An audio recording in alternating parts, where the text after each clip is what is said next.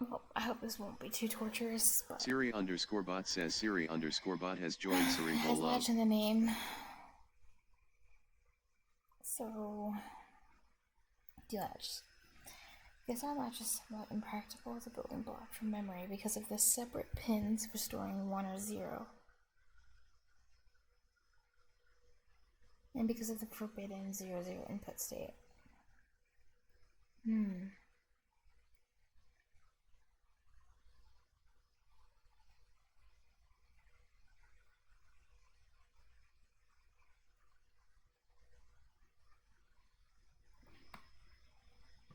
What is a pin?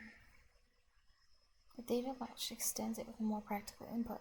One input for data and an input to indicate if the data should be stored. Oh god, it's gonna be so hard. This is just...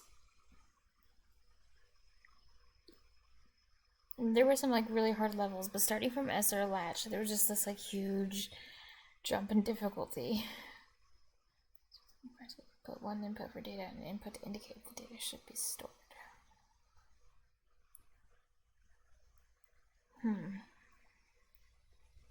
One input for data. Input if it should be stored. Okay.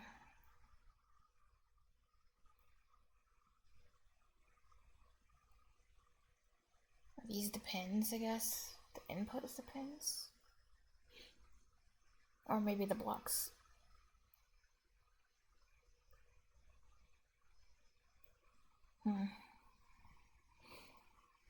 The latch data component holds a single bit. When store is 1, the value on D is held and omitted. Store. When store is 0, the value of D is ignored and the previously held value is still omitted. But how is this different than SR? The initial output before ST is set first. Time. Bodethi Bode says hi. Hey Bode. This is gonna be impossibly hard. Honestly, I never even solved the SR latch last time.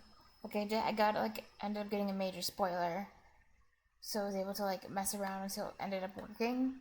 But I didn't really solve it myself, so now I feel like I don't know if I'm able to do D latch. ST is 0, the value of D is ignored, and the previously held value is still omitted. 1 0.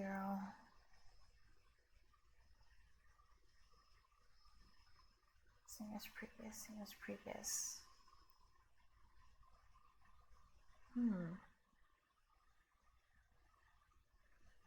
Oh wow, 1 1. Wait, let me look at what the output of SR latch was again. So I have a little refresher. Smith says hi, smiley face. Oh hey, Piscina. 1 0.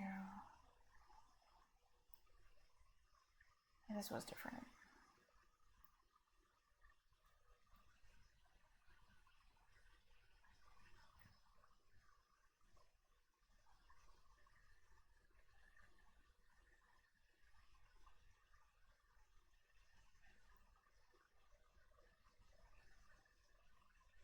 I still think that the explanation wasn't very good that they gave for this level. But yeah, this one was so interesting. Depending on if you flip S or R and S, like the order mattered. I think RS was 0, SR would have been 1. Wait, this is previous output, so maybe it was actually the opposite. I don't really remember.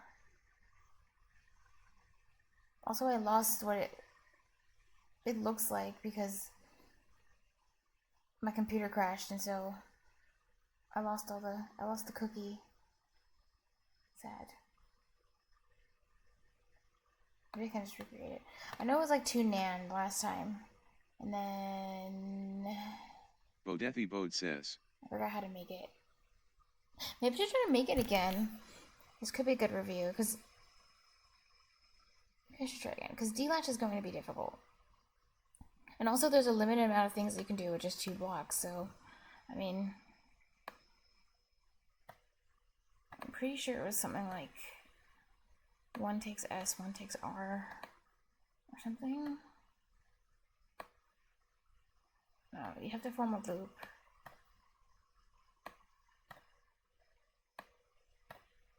I don't actually remember how this goes.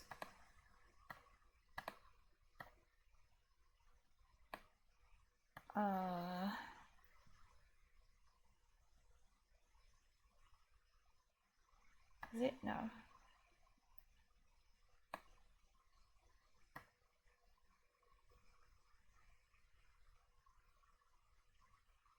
Okay, is this? I just did it from memory, like this is still not solving it. But, okay. Let me just remember what it does. Corrupt converter says activated. Reviewing this really quick, activate it. So that I can do DR latch after this. And also I didn't solve it, so last time. Technically I didn't solve it. So I'm still iffy on this. It's so weird. 1 is 0. So interesting though.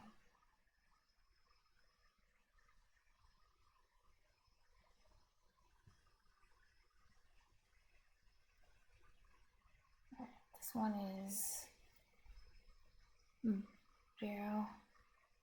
Previous output.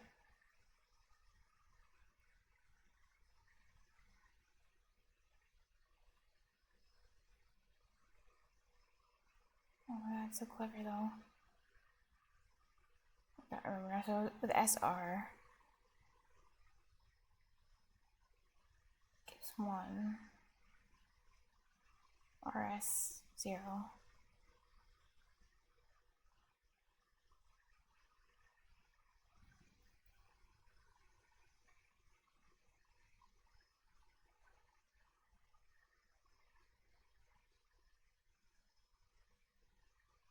Cool.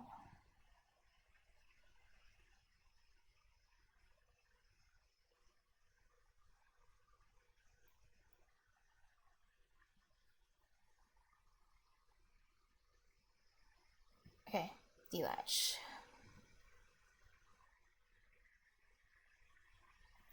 Initial output before ST is set first time. Before ST is set first time is unspecified, i.e. any value is allowed.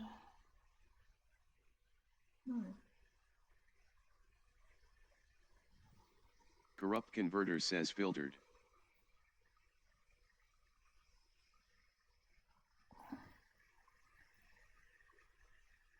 One, 1, 2, 1, 0.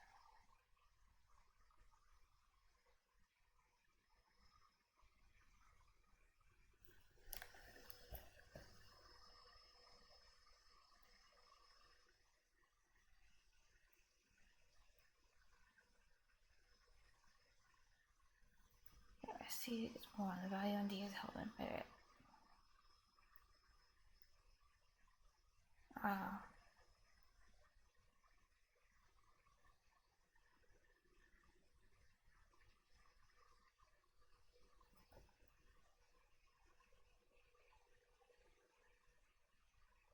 These ones are like so difficult. They're so different than these other ones. Like these other ones are more like traditional programming, but these ones are like so different. They feel so different. Like you really have to think out of the box. These ones are very hard. But hey, now I know loopy stuff can happen with NAND, so that is interesting. What if you end up starting with like an SR latch and then you end up modifying it so that I can do this? Maybe I'll do that because I literally don't have any better ideas, so maybe I'll just make another SR and see if I can like modify its output? I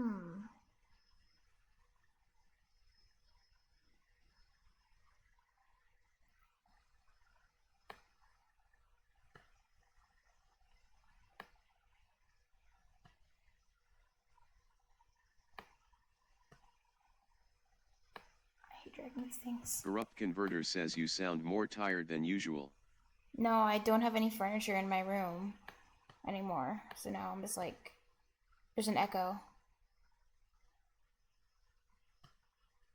It's gonna be like that for the next month, so get used to it.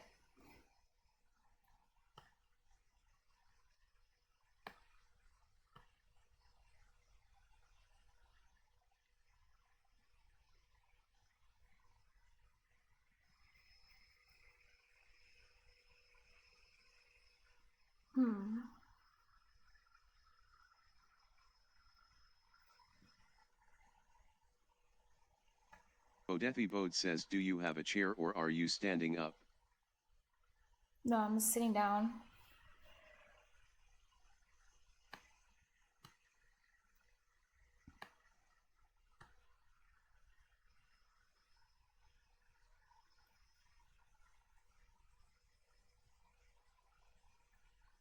You know, there's this magical thing called the floor, so it's pretty cool. Corrupt Converter says sitting on the floor in a corner with back against the wall.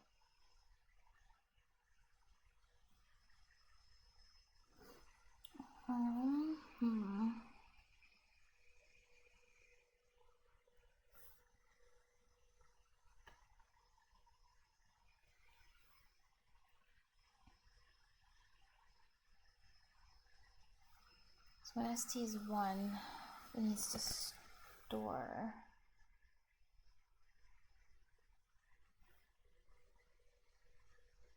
Held in a minute.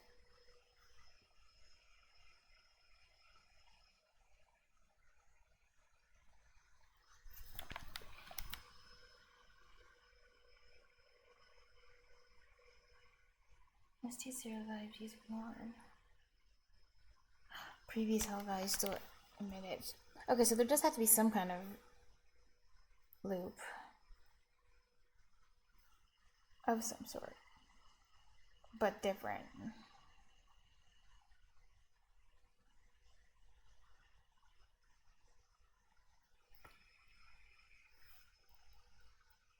And we have a select block. Get one here, okay.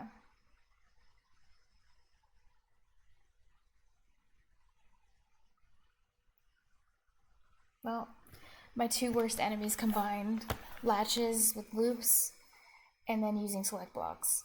It sucks.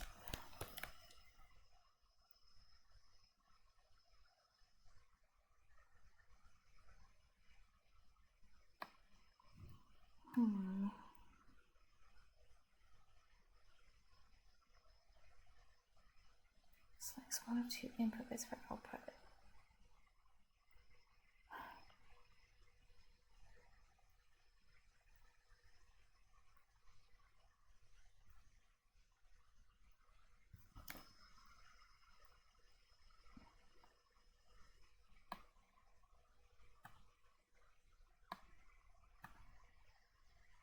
I feel like we'd want to read from ST. So now we need to save 0 or 1 in some kind of loop.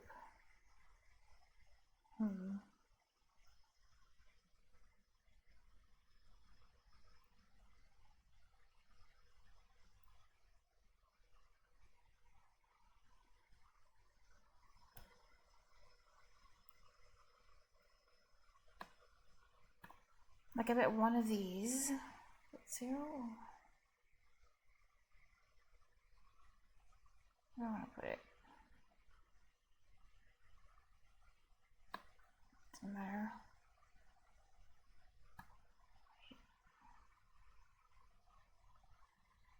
But when this is when we want to read from D. So then this should go to D. And then I feel like D0 needs to call. I mean, this might be wrong, but there should be some kind of loop somewhere.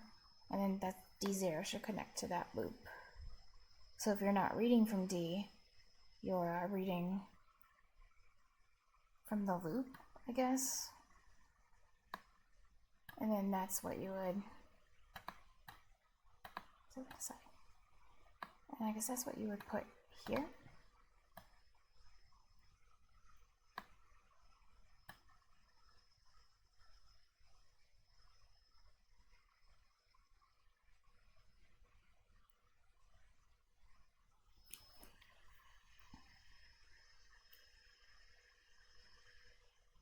Same as previous.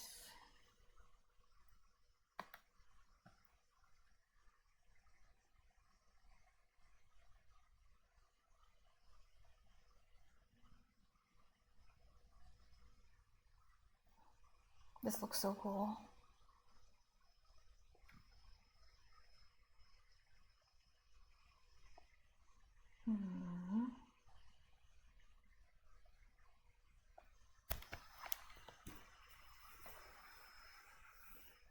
Wait, you can have multiple things connecting to something. Yeah, you can.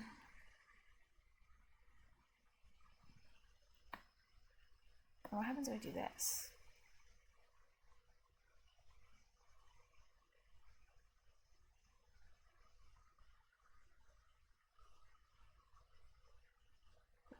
It's confusing.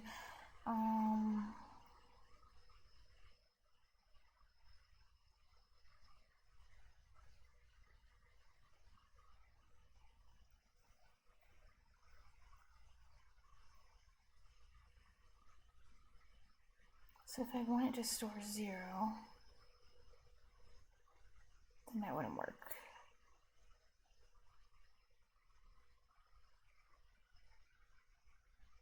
Interesting.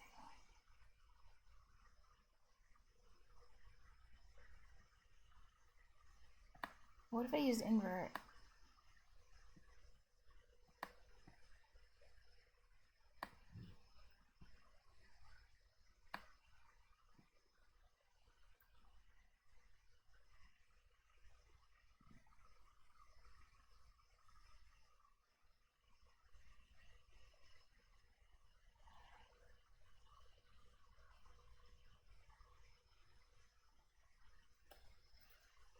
Wait, why did it not do anything?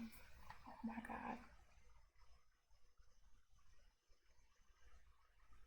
Isn't this supposed to like emit something? From... Oh. Oh, because it's 0. And it's invert. Is that what I want? Maybe. Okay. Say 1.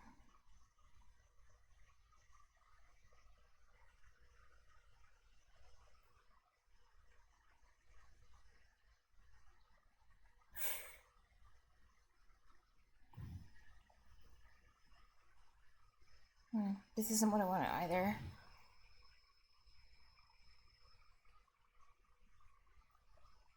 So I think it's supposed to stay at 1 when D turns off.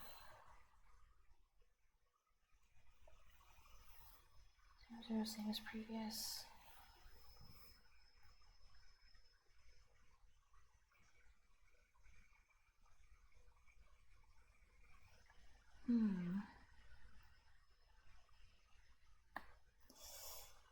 That's gonna be difficult. So I feel like this is not the loop I want. There needs to be some other kind of loop.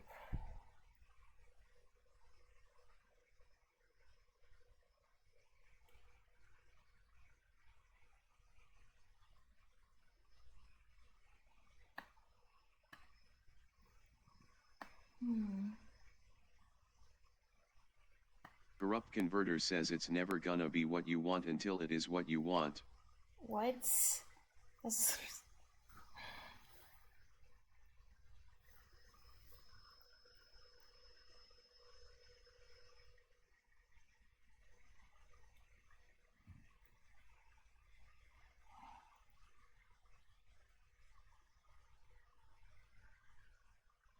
How could I make something that remembers the value? of D when 1 is off, or on,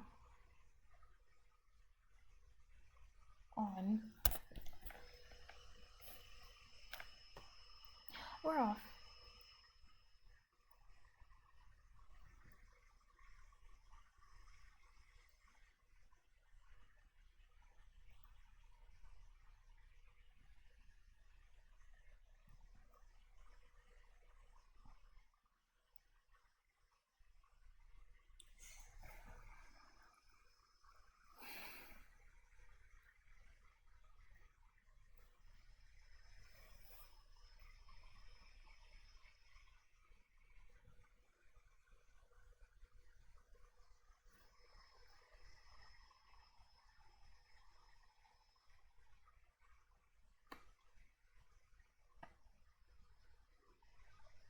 I still feel like somehow NAND will be involved.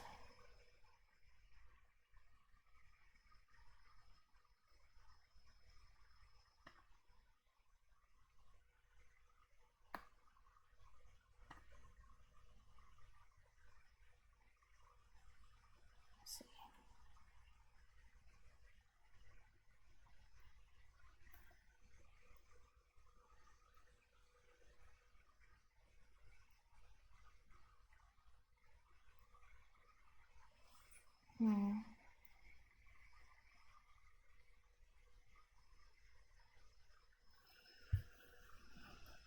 Oh my god.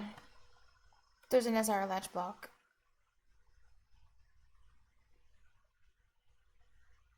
And I didn't even know there was.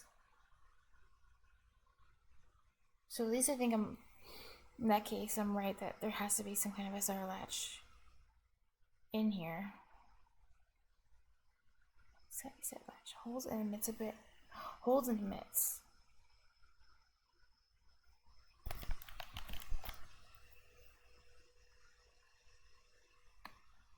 So what? It is just this double NAND, but in one block. SR.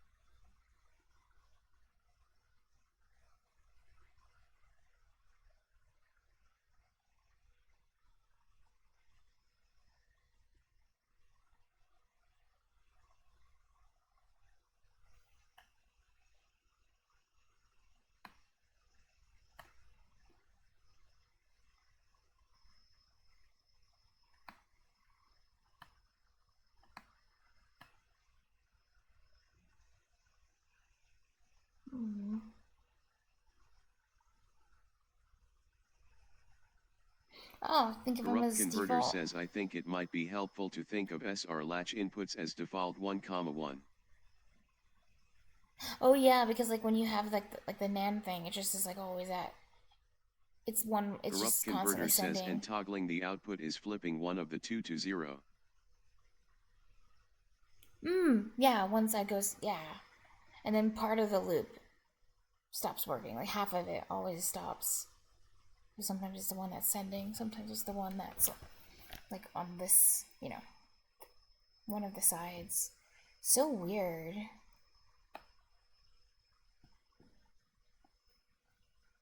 SRLatch is so weird. Corrupt Converter says I don't know, I haven't done this one yet, but probably helpful. Probably.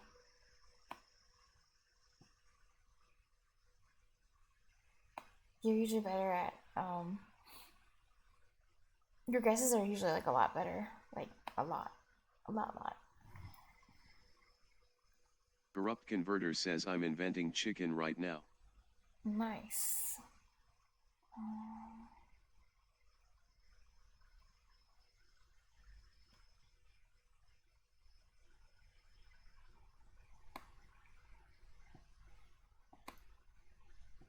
If this goes here.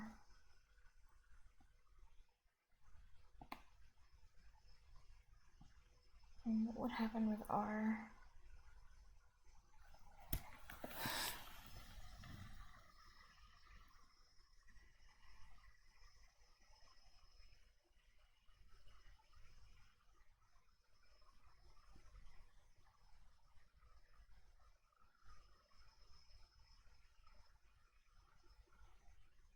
interesting.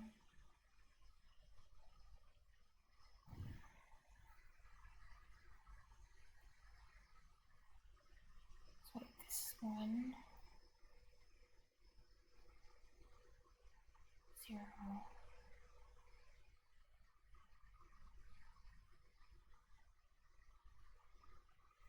Oh my god, what if this one goes here too? So Corrupt Converter says Elliot, come in here and say there's a 2-block solution to this one somehow. no, Ellie's gonna come in here and say it's a 1-block solution if Ellie comes.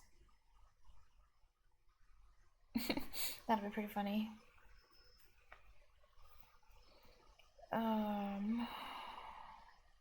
Wait.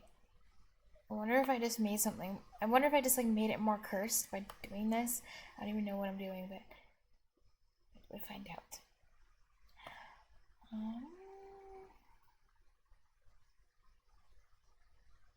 Oh wait, it just doesn't do anything to the loop. It's just always at 1. What? Why does that happen?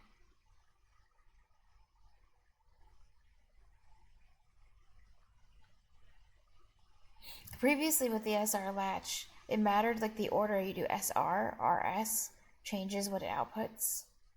But if you have both taking 1, then like it's always SR. It'll always do SR in that order, I guess. Or maybe it like has to. Wait. So if it's SR1, it's RS. Wait, oopsie. 0. So it always does S and R when they're both connected. Well, that's interesting. I didn't know that.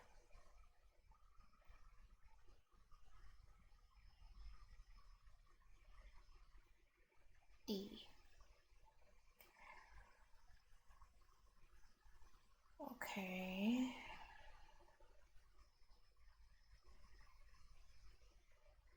Corrupt Converter says, hey, the scab in my finger just fell out. Okay,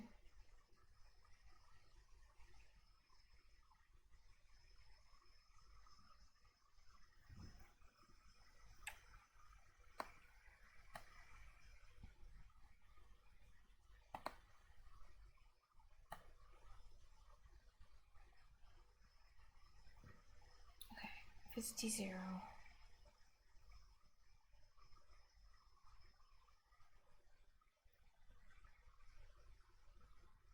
Same as previous.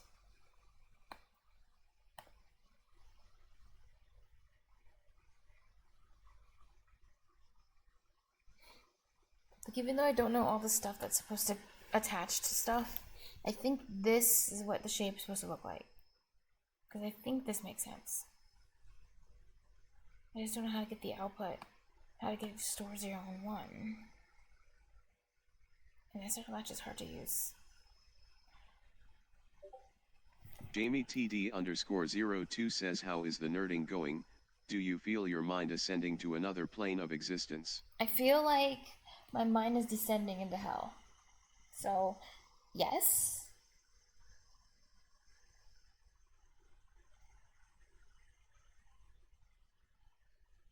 Jamie TD_02 says, oof.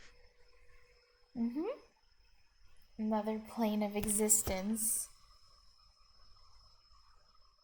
It is. Corrupt Converter says that is indeed another plane of existence. It's just not the one I was looking for, but that's why you gotta be careful what you wish for. Or you just might get it. This is hard. What if... Does this even... I don't even know if this makes sense. What if you need, like, another select block?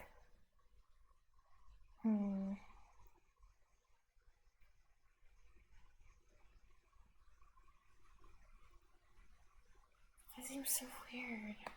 I don't know, I'll just put it off to the side. I really just don't know.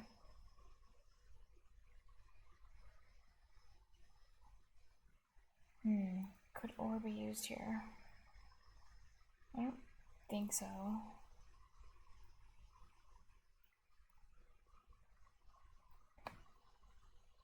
XOR. x00, yeah. 1001.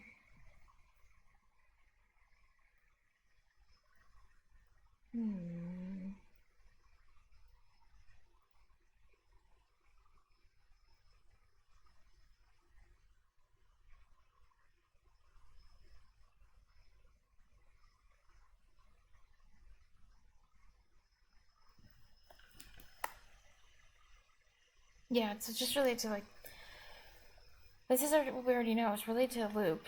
When it says 0, this makes sense that it just needs to ignore what D is and output the loop. But the loop has to actually, it needs to hold. Like the difference with the other SR latch is when it doesn't get an output, like then the loop changes. Or like it's dependent on like if there's something, if one of the inputs is doing something. But this new loop has to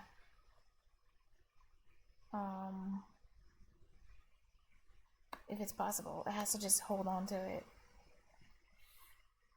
and keep the number that I want. How to make it do that?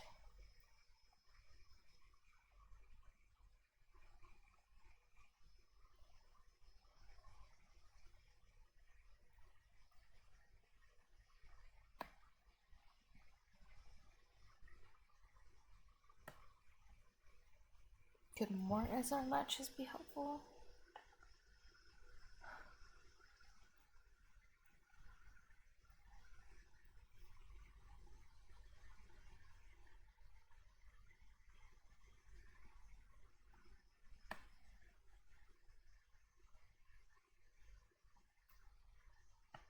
Also, why does it start at 0? Isn't it supposed to give 1? Like always?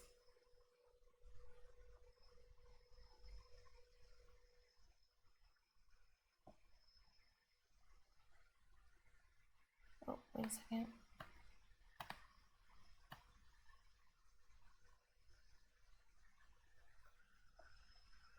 Oh, it only does it when you, like it does, but when you start. That's interesting. But before you turn it on or give it an input, it just starts at 0.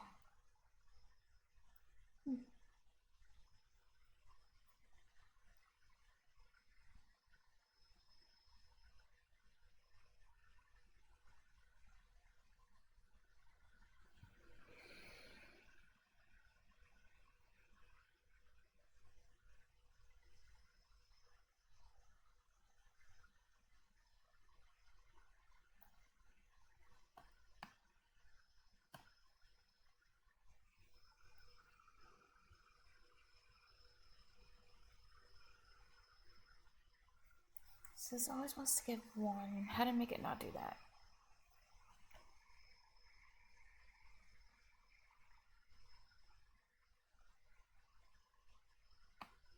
What if there was like an SR latch that was like feeding into this R?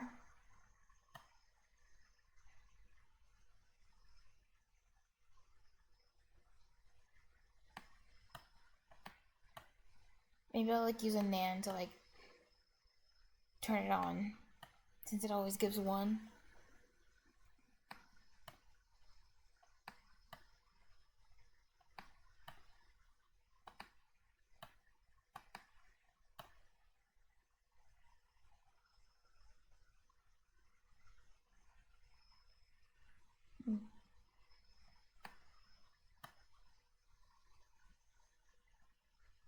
So this can make it turn into 0,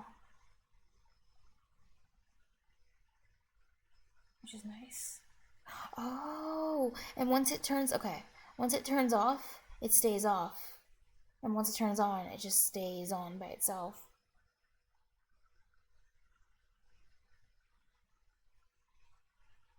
So interesting. That's why I say 00 not supported.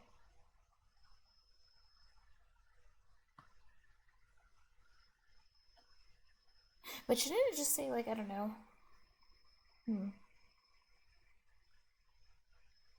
previous output or something? Because isn't it just the previous output?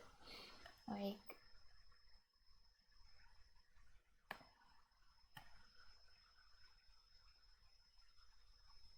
or we need to.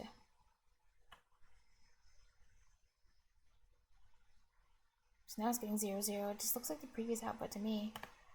And now turn off.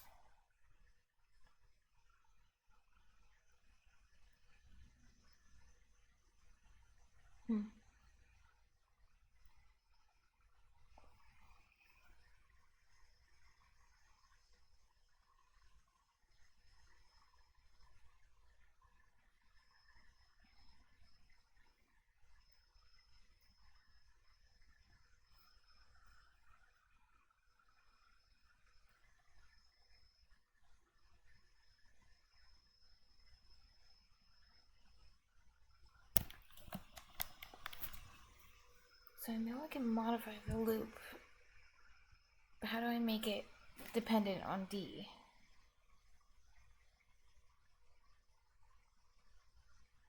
So like when this is 0.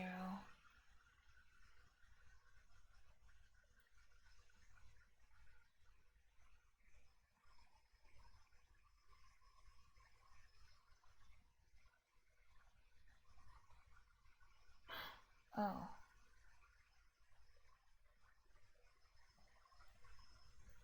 I guess also there's kind of like a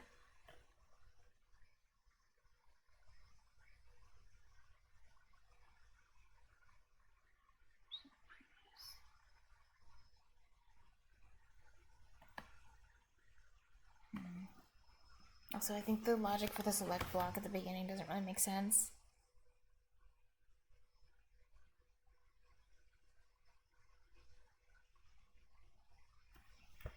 I think it actually has to go.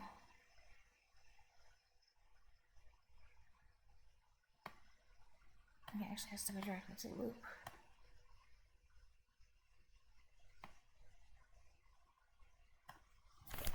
So weird.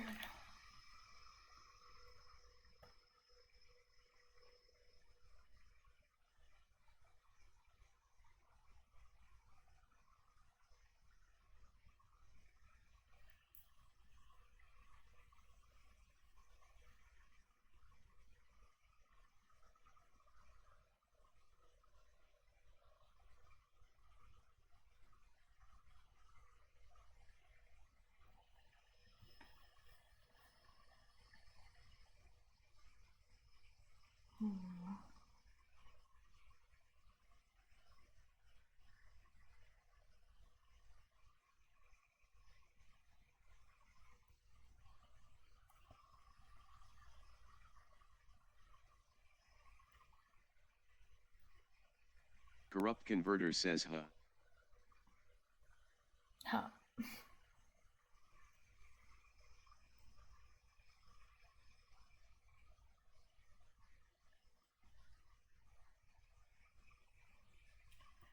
Corrupt converter says I wonder if it get mad at me for using the not supported feature of SR latch. What's the not supported feature of SR latch? Corrupt converter says 0, 0.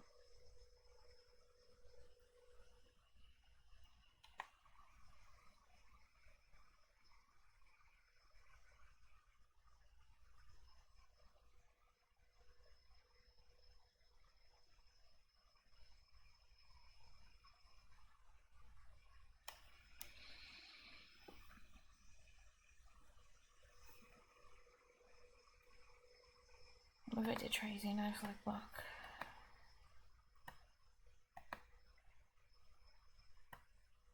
But then why would I do that?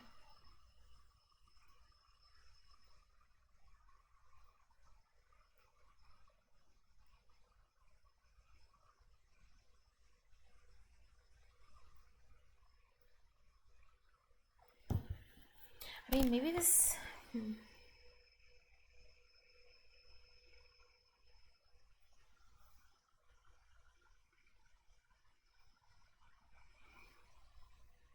What if this select block is unnecessary? This first one.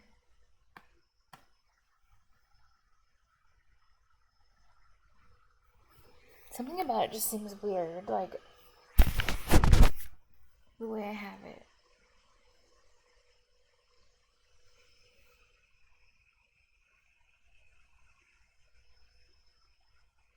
Since I'm no longer connecting to the output, like this is kind of pointless.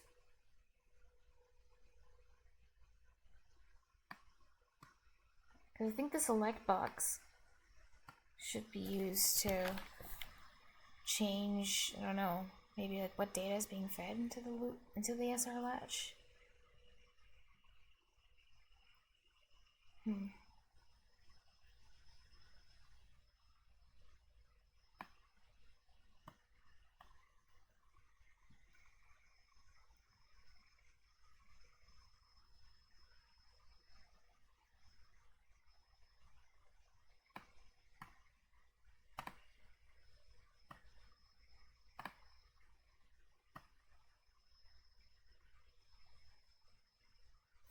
Ooh, this is nice though.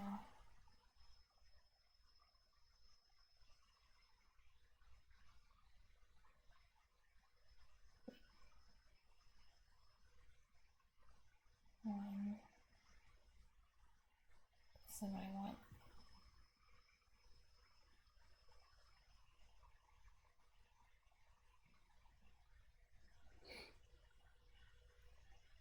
So this should always hold. I think I do need to select. But now I know I can actually, like, it's so weird. But now I know I can actually change it.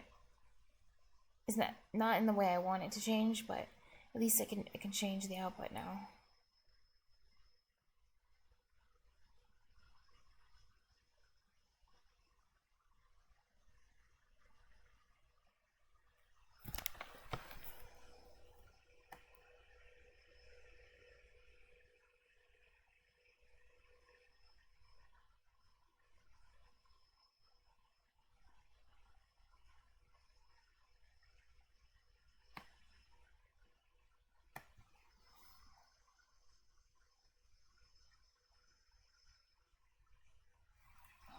So difficult.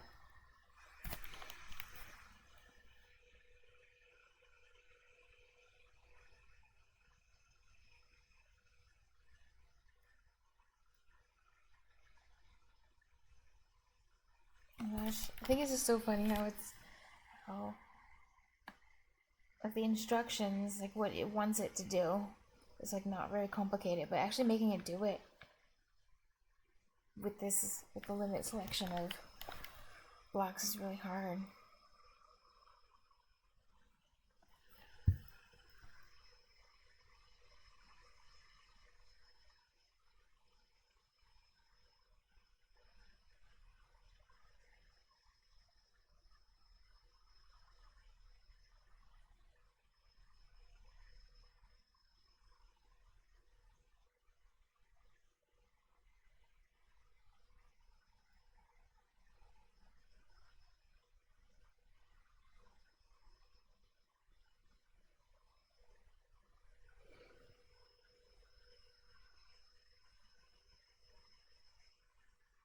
I think this is kind of pointless so far. I'm just kind of wondering if this could be useful at any point in the future, but no.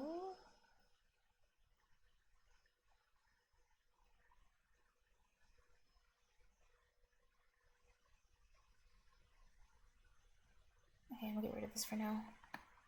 I'm just gonna feed this first one directly in.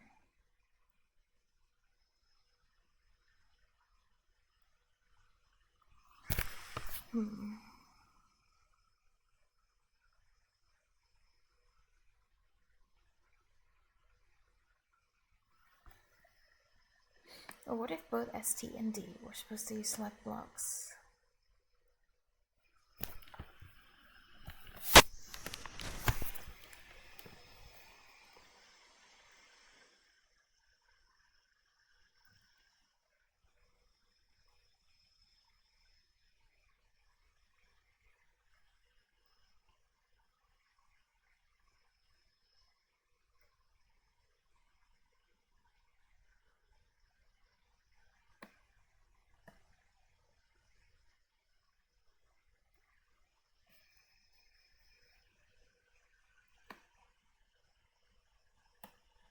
Or what if you were supposed to select between like two different latches or something?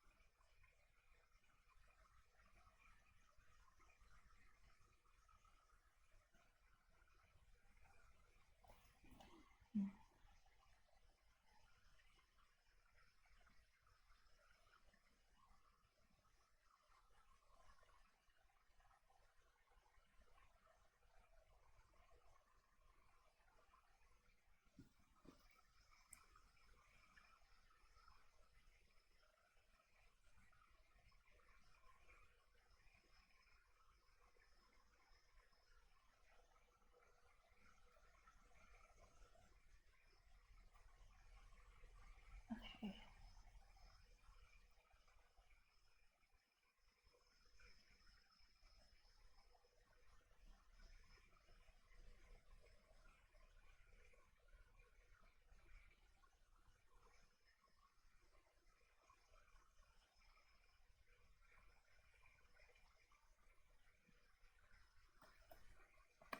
I do kind of feel like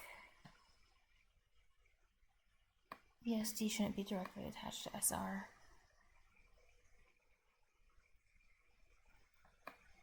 Maybe I should keep it with the select block.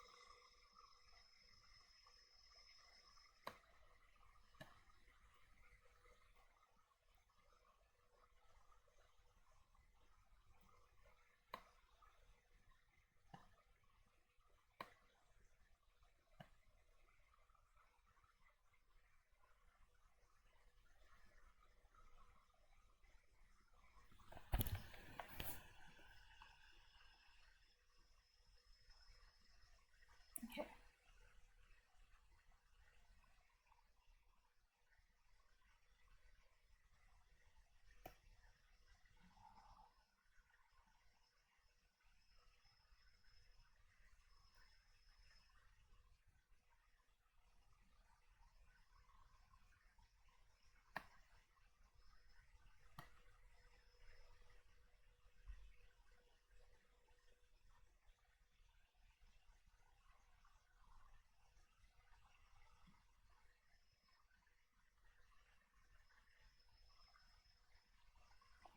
Wait, why does it go? I thought if you go SR, it stays at 1.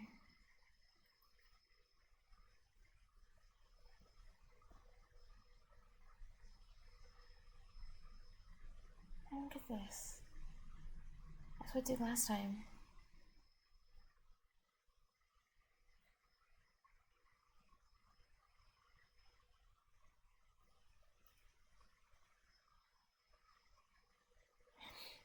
But now when I toggle both of these at once, now it's going RS. Like, I don't get it. Oh, maybe it's because this one's directly attached to the SR latch and this one has to go through the select block. So it just reaches the SR one faster. So weird.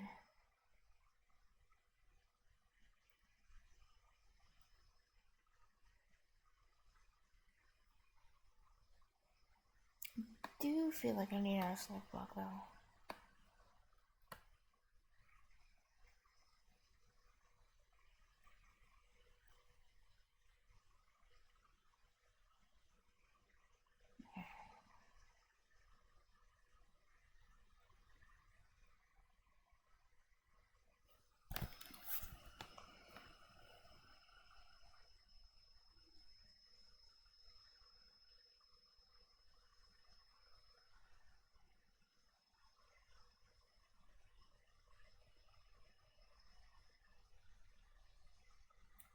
First off, I think I should invert.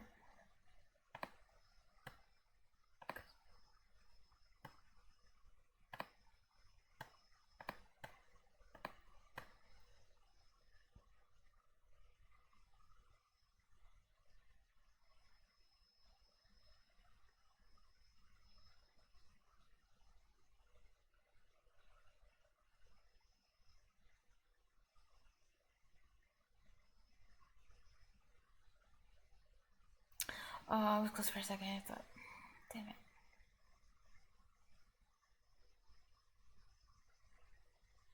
Do I get any of the? Wow, never mind. I'm sad.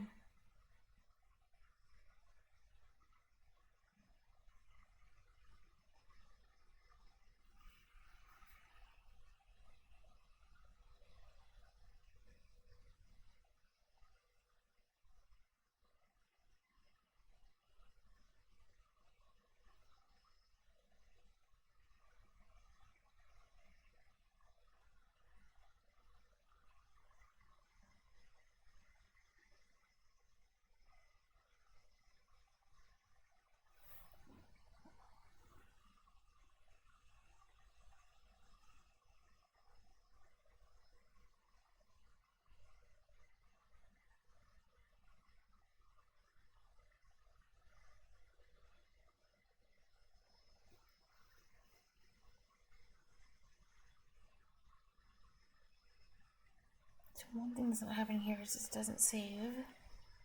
Number one.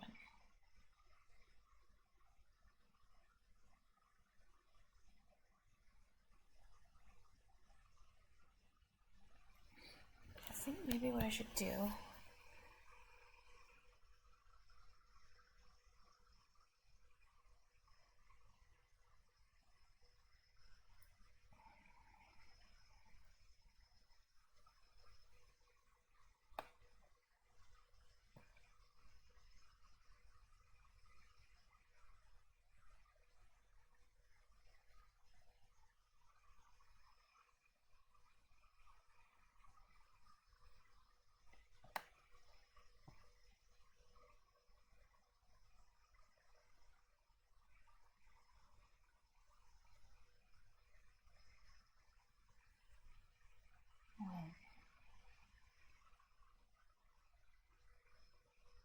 Nah, what's happening?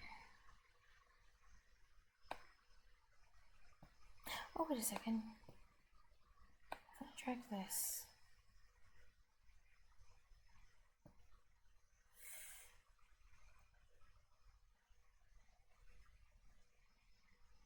That's not what I want.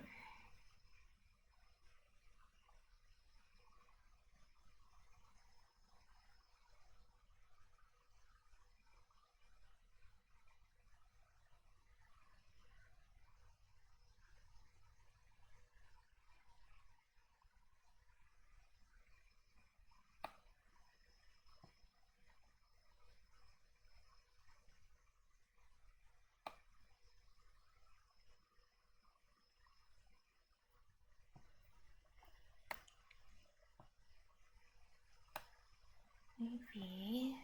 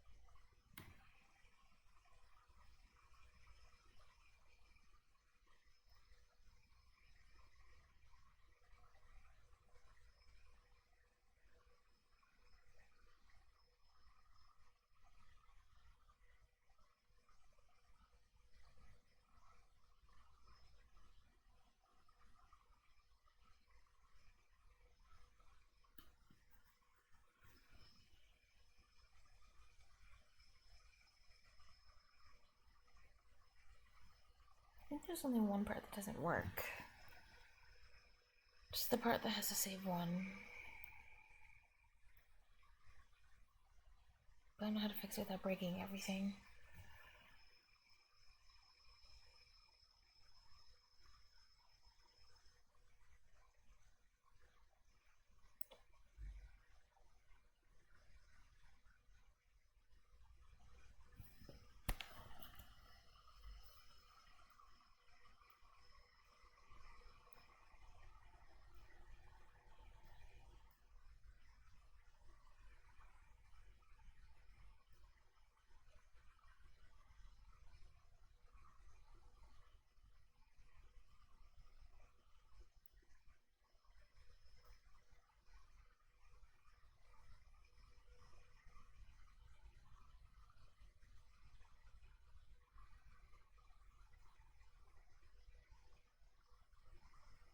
Oh, nice.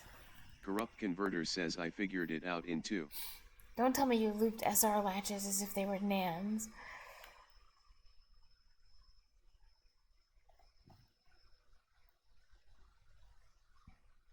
I pray Ellie doesn't come in and say there's a solution in 1. No. That's what it told you? That's disgusting.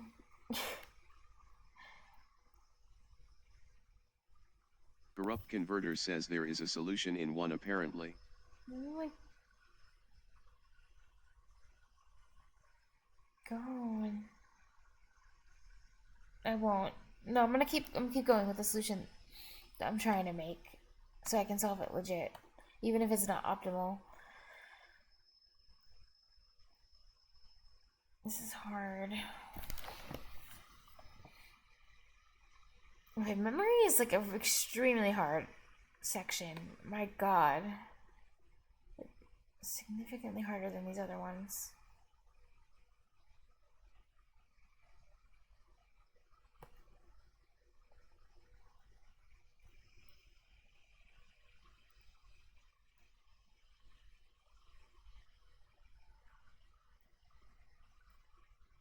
Who knew?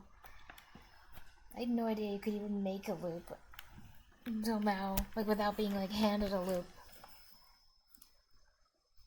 Like, it's so convenient how higher level languages just have loops built into the language for you. You can just use them whenever you want.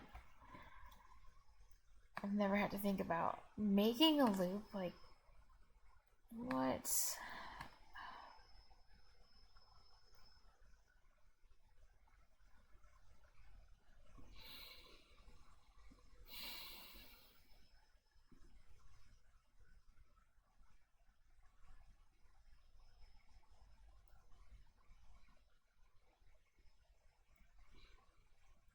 The only problem here, everything else seems to work fine, but it's when I flip this 1, it goes to 0. And that is bad. Why did this not? It still goes to 0, even with this connected? Oh, because not sending it. Corrupt Converter says oh my god it's so simple, the solution in 1. Is it? You got it? Good job.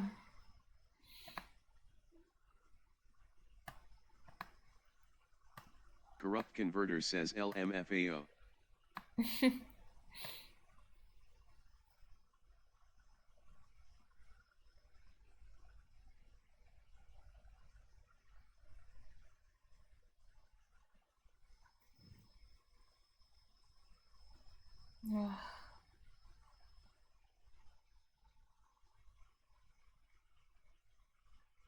Nope, that was bad.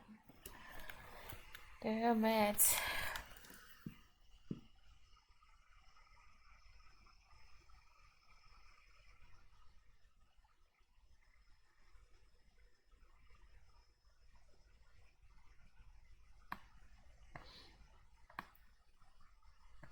I had this just into an SR latch.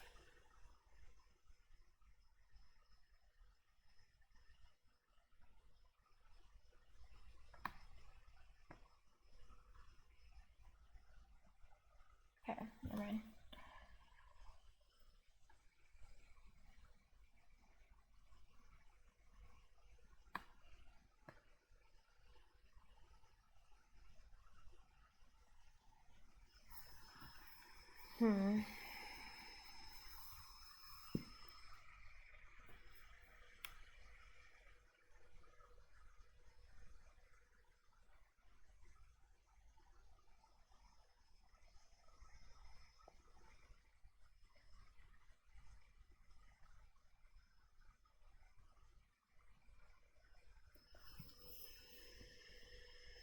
I wonder what the best way to think about this problem is.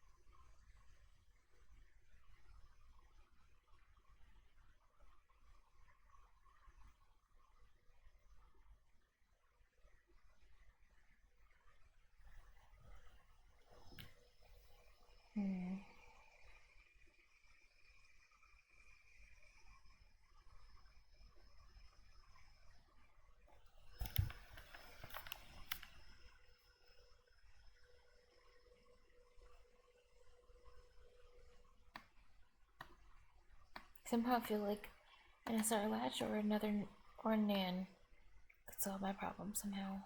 Since at least SR latch, because the order matters for SR latch, and here it's only breaking because of the.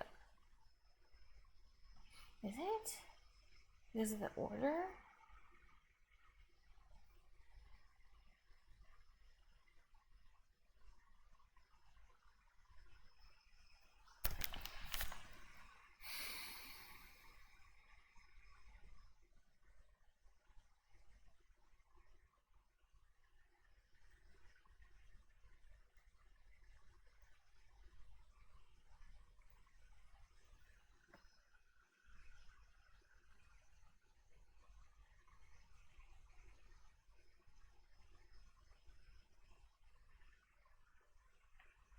Okay.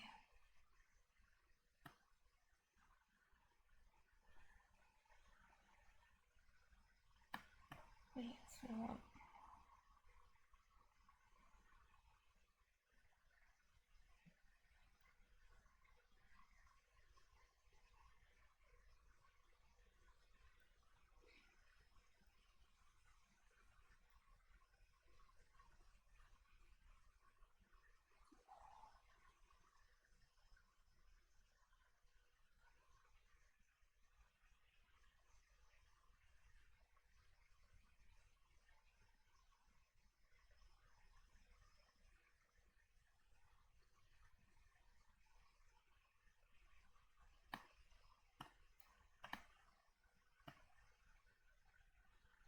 Oh no.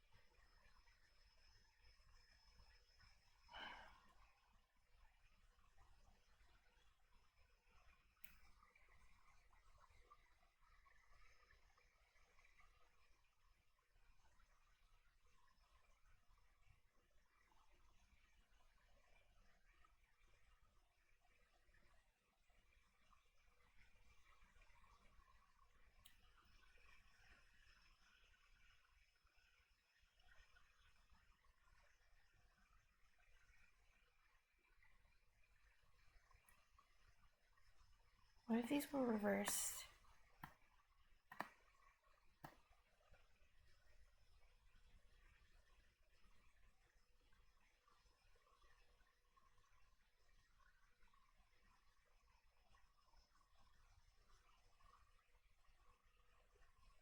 Damn it.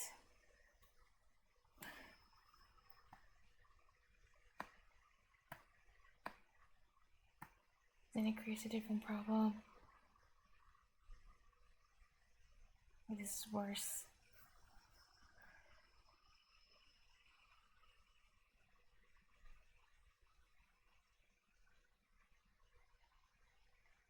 Maybe not.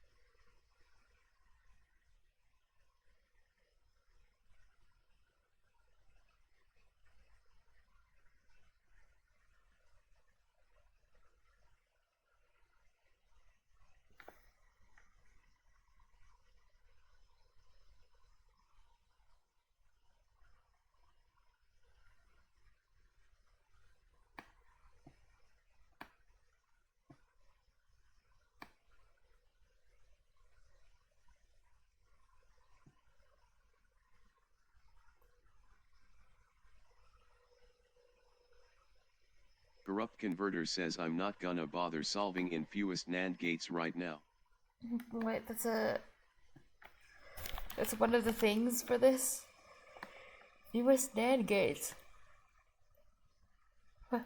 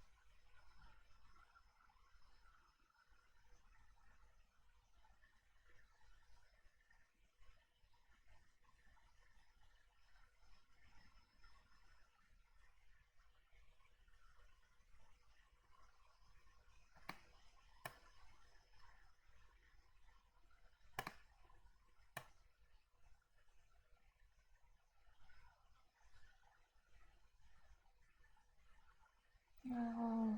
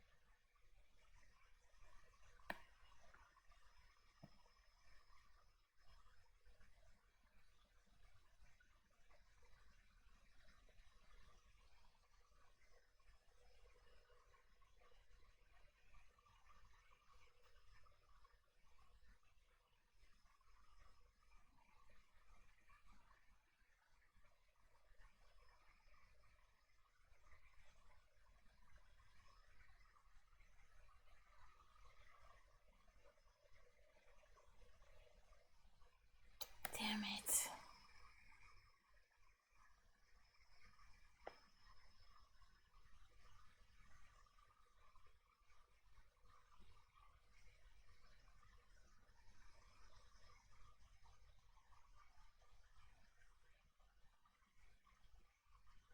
No.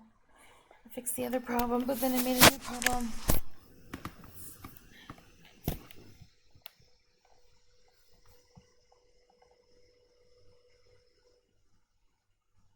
Or actually more problems.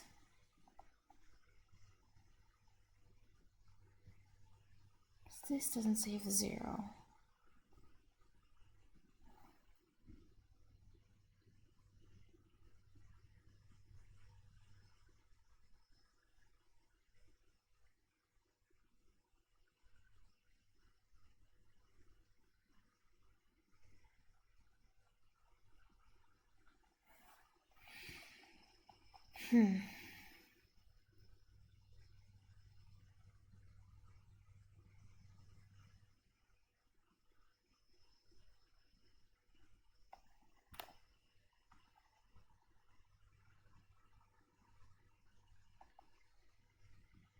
Actually, this thing is kind of pointless anyway.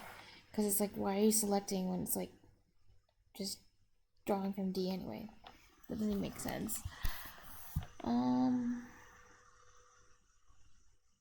feel like I almost had an idea.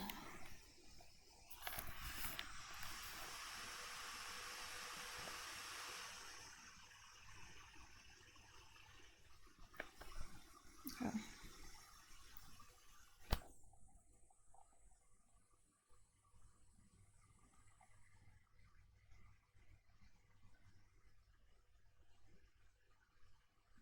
I'll break this for a second.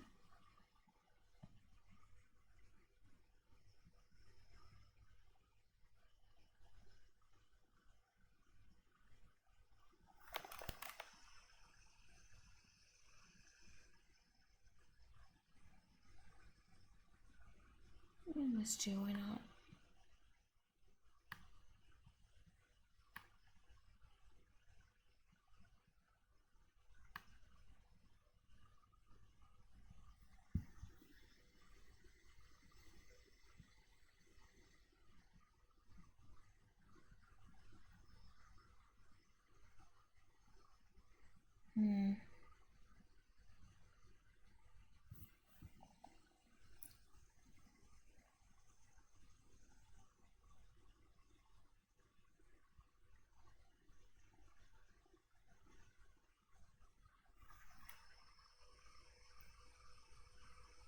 Okay, I'm try again.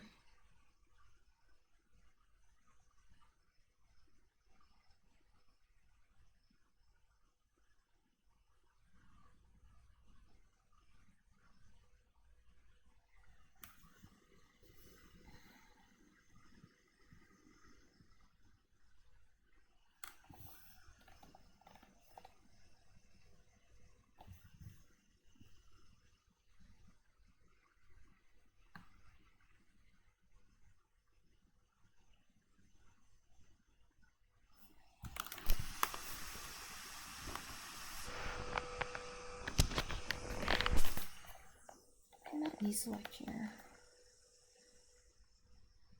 I think I have an idea, but how do I do it? I'm basically thinking if this is set to 1 and take whatever here. No, I mean if it's a 1. If the D is, if ST is a 1, then if D is 1, send it to S. If D is 0, send it to R.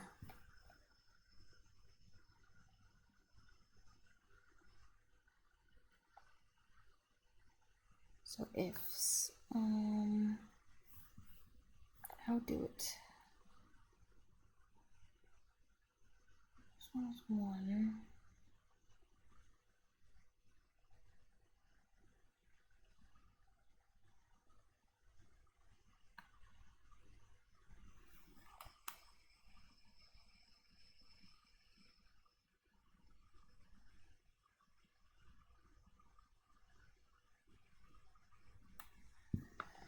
If I would use select or not, or if it's like completely unnecessary, I'm not sure. This or 2.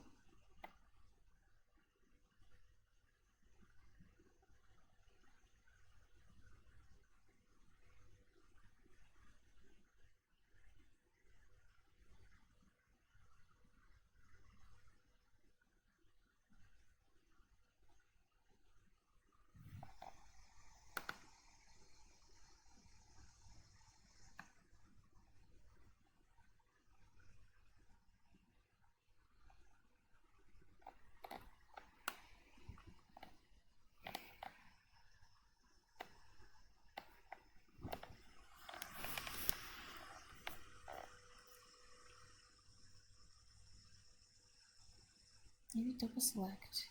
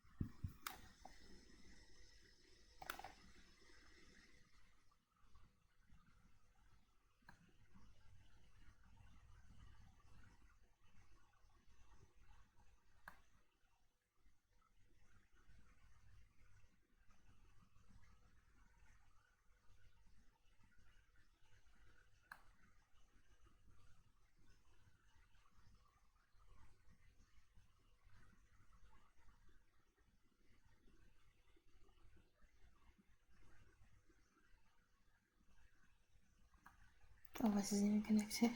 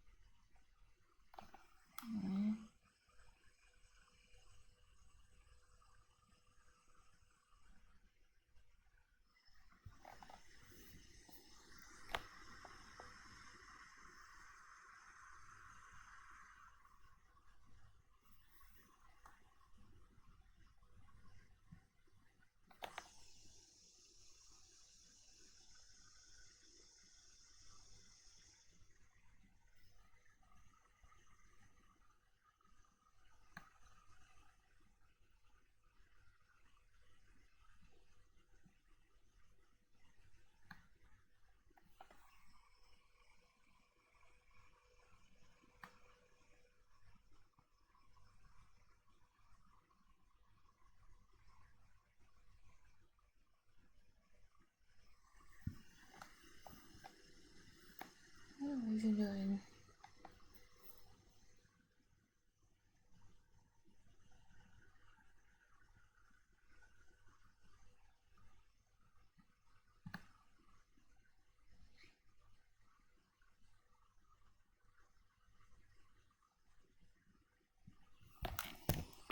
Give me a second.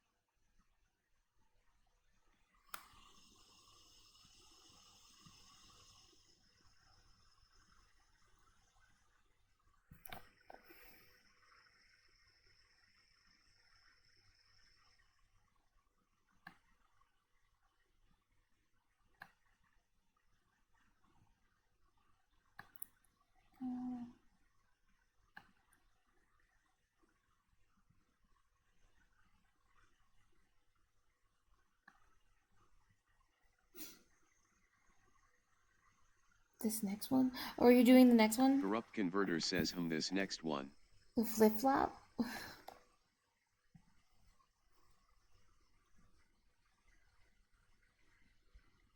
Corrupt Converter says done in 2.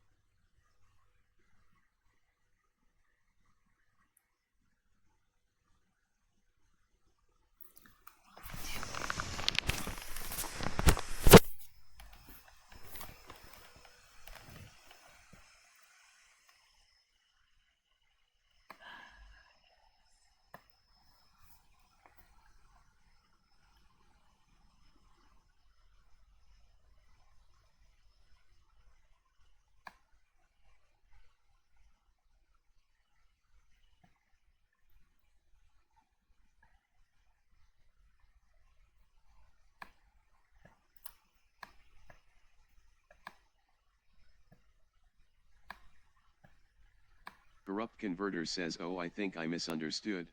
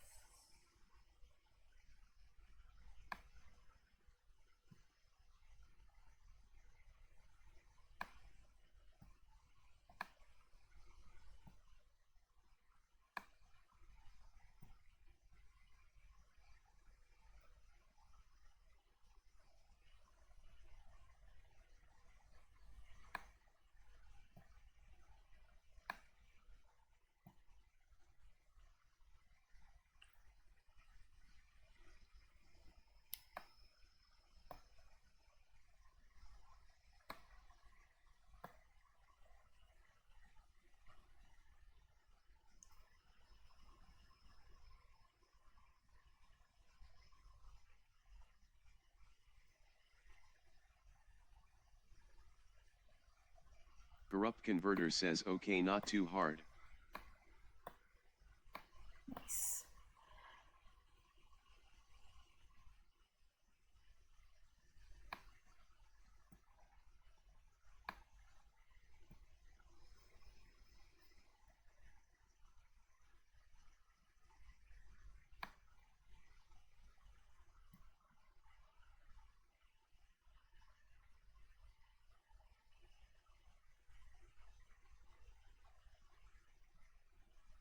Corrupt Converter says I'm very glad it wasn't less than 4.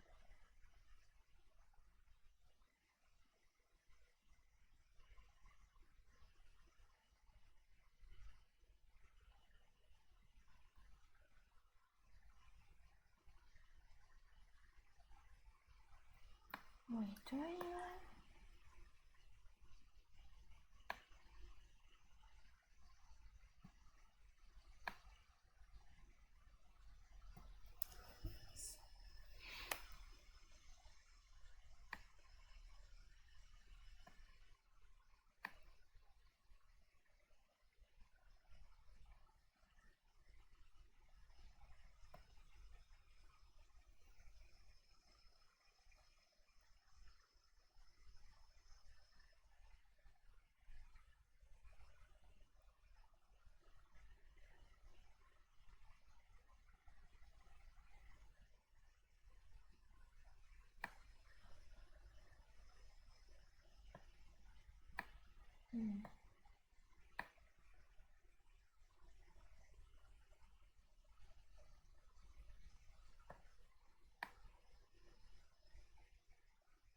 Oh, I think it's the same thing.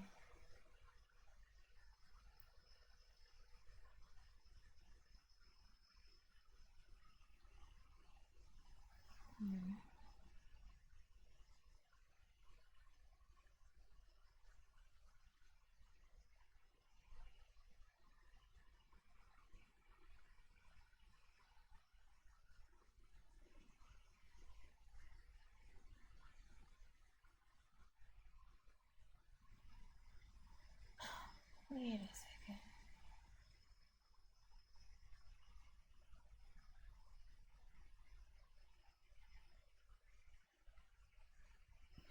Since Sleep remembers it's S or R, if this stays 1, this stays 0. Come on. All that really matters is if it's 1, 0 or 1, 1. Like 0, 1 and 0, 0 don't matter, I think. So I just need to check for a 1, 1.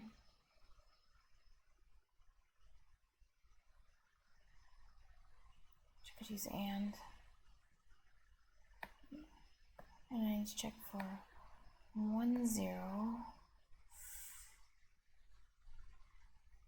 in particular. Maybe select is still useful.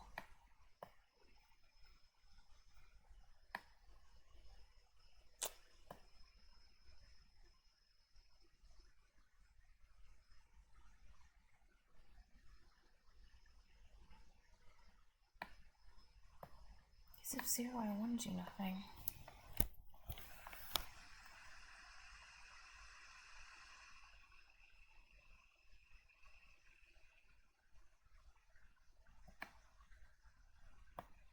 Okay, we'll try it again.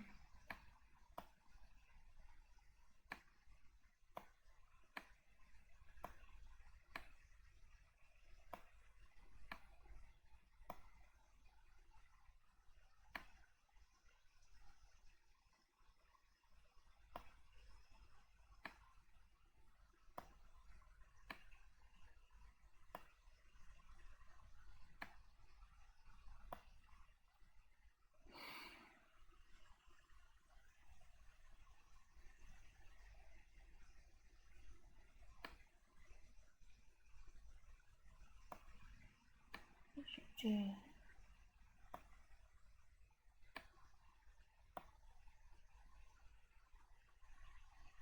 That's 1.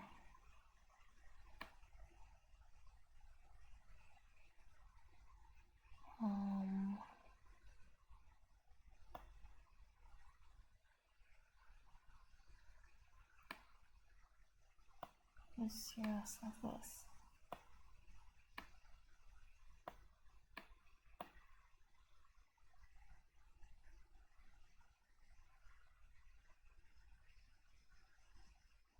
Damn it.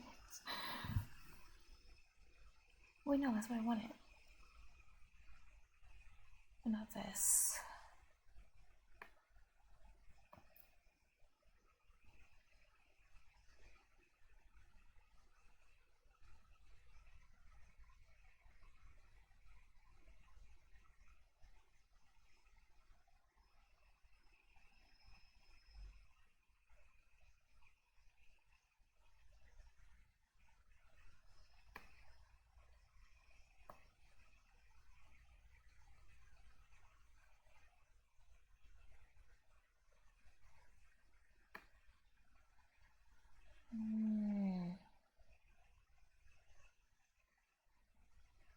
Well, why is this not connected to anything?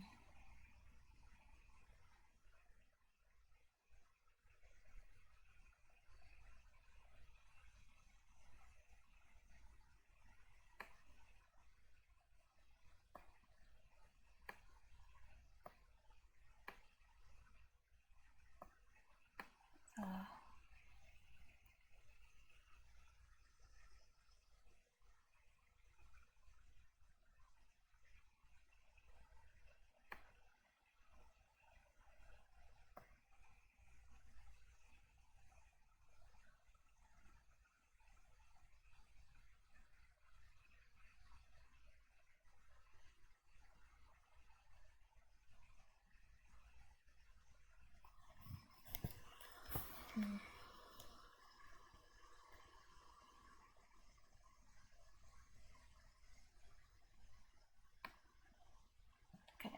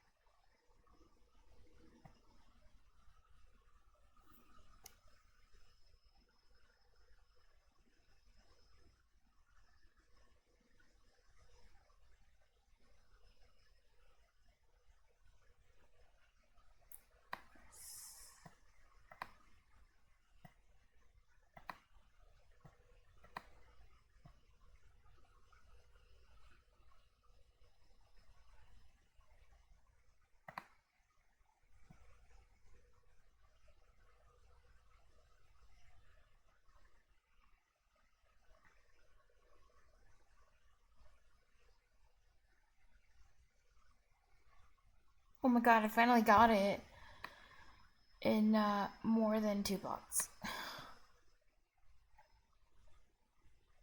That was really hard. I don't even want to go to the next one. That was too hard. Corrupt Converter says nice.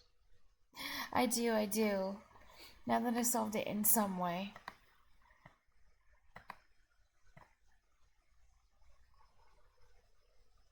It's a pain. Corrupt Converter I'm says trying to select. use all these select blocks, but it wasn't working. It wasn't doing what I thought it was gonna do. I was trying to like make if statements with the select blocks, but like it wasn't working.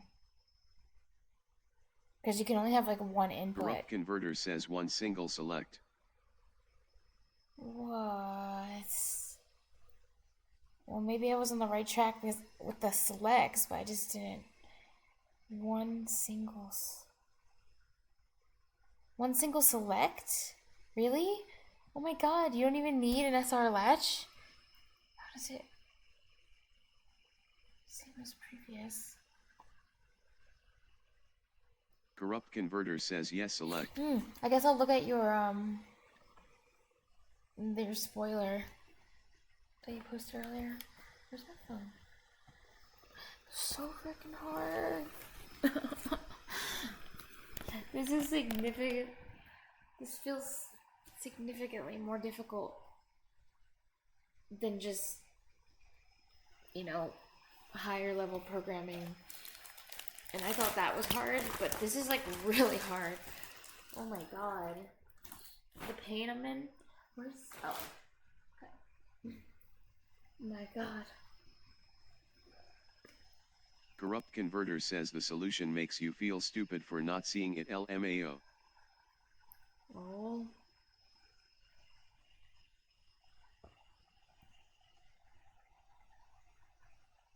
Wait, that's not solution in one.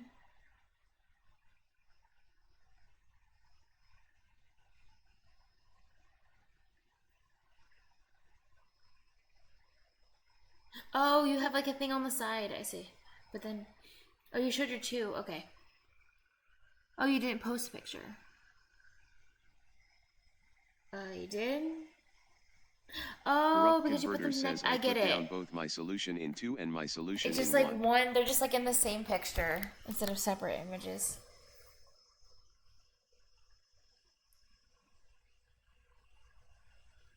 I guess I'll post mine too so that now that we have all these different solutions. Oh, the pain of me. Oh my god. Select. What? Looping Corrupt the select back says around? try the solution in 1. I didn't think about that. Looping the... Yeah. Let's try it. Select. How long did it take me to solve? Let's see. Because I started working on this immediately. Oh, wow! Almost 2 hours. That's great. That's amazing. I'm very pleased with myself.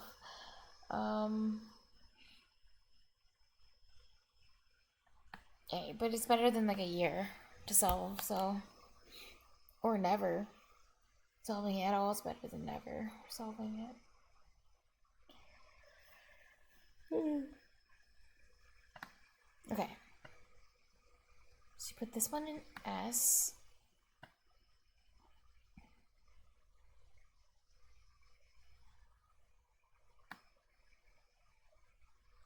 D1.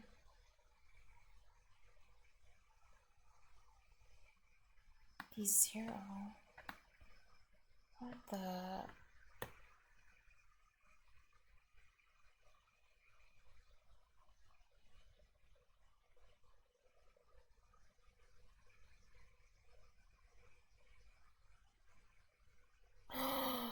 Oh my god, no way.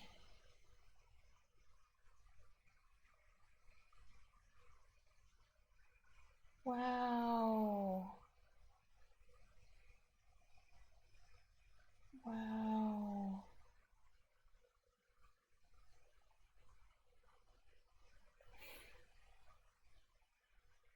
I had... This never crossed my mind to do this. So simple. It's so elegant. Oh my god. So when I was joking earlier and I was like, oh, if Ellie came, Ellie would say, oh, there's a solution in one, and there actually was a solution in one this whole time. That's crazy. I'll delete this so I can get a screenshot of this. And I'll share mine, my worst one. I mean, I did take 2 hours on it, so I might as well. Sunshine.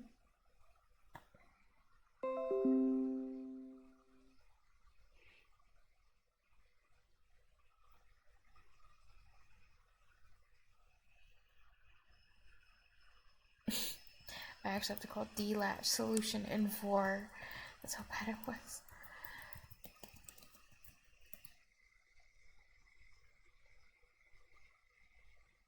Corrupt Converter says, how do I get the ping for stream roll?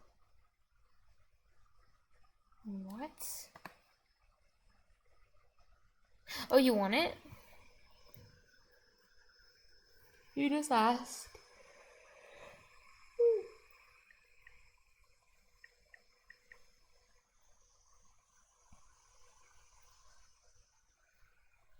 I know I sent her into disturb one. Corrupt Converter says yes, both accounts.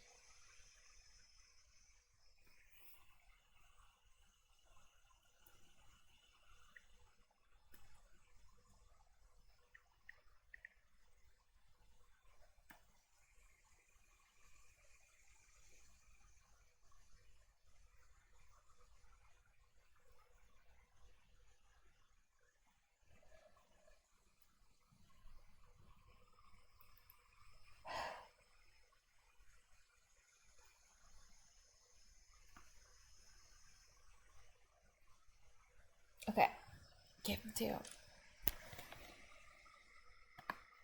Wow, this was painful. Really hard.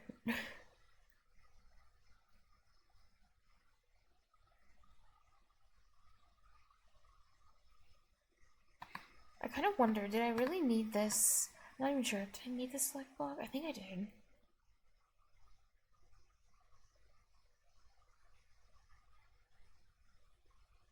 Yeah, because I don't want the... Wait, no, did I?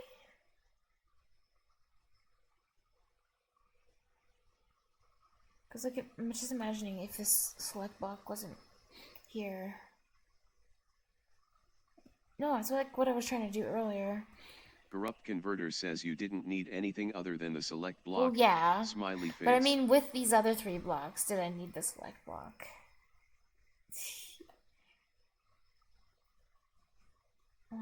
Let me think about it for a second. I mean, I could always just try taking it off and like plugging it in, but I want to see if I can like figure it out without actually having to remove the block.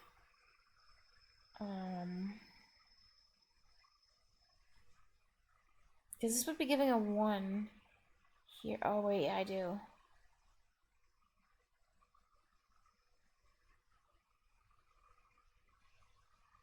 Yeah, that's why the select block is here, to block the invert. Because otherwise it would be sending it a 1 to the reset, which is not what I wanted. And that's what was like screwing me over at the very beginning, is like this. Well, at first I thought it worked, but then this invert kept resetting my... understanding what it's asking you than anything.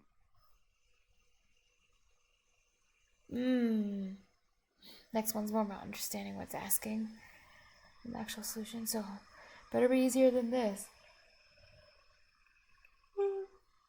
Though, you know, okay, this was pretty hard. I thought this D-latch was pretty hard, but this SR latch thing, says so it's a little confusing. I just don't feel like I would have, I don't know. I feel like I wouldn't have been able to get the solution to SR latch on my own. Like, not the NAND, but I just mean like a solution. But overall, not too hard. At like, least it wasn't for me. Literally any solution. Well, that's good. I'm still scared though, because this was... I just spent 2 hours on this. Like, even if it data flip-flops easier... and much less time than SR latch. I'm still scared. I'm gonna send the picture the screenshot I just took on Discord.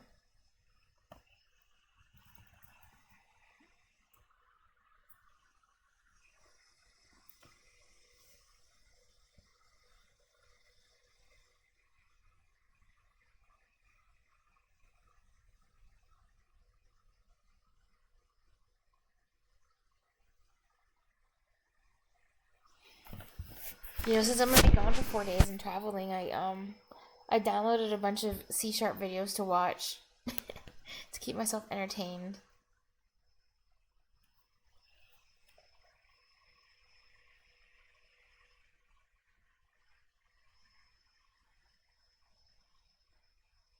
Let's see.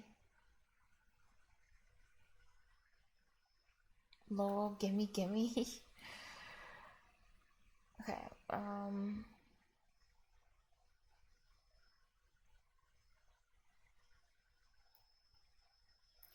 Corrupt Converter says mobile data helps for entertainment too. yeah, I don't know how good my mobile data will be though. Mobile data is nice. But I download things just in case. Like the signal's bad. Plus, you know, I'm going somewhere.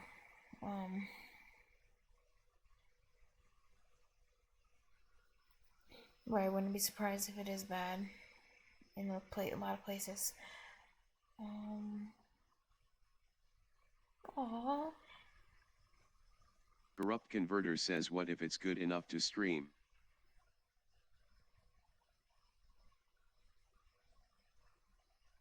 On mobile? No way in hell.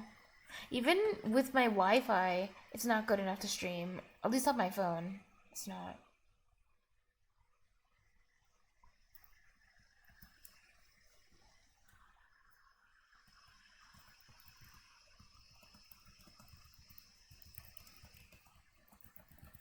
That only took, let me see. Let's see.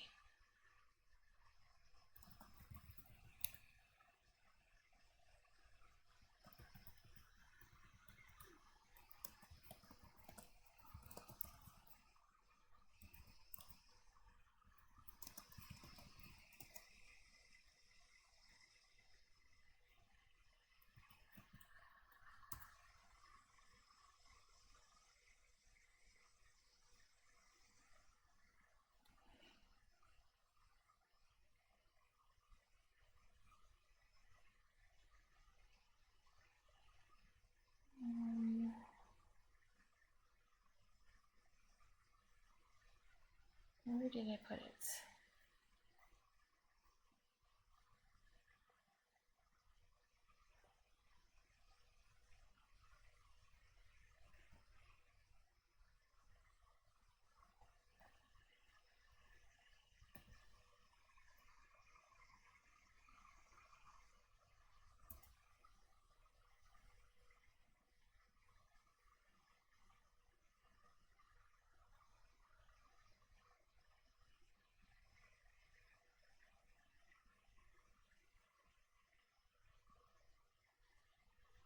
Yeah, I'm being kind of that now.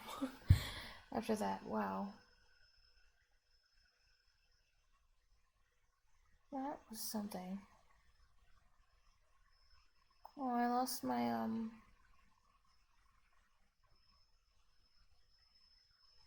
course. Corrupt What was I Converter doing? says did you save? I fell best, right? Did I save?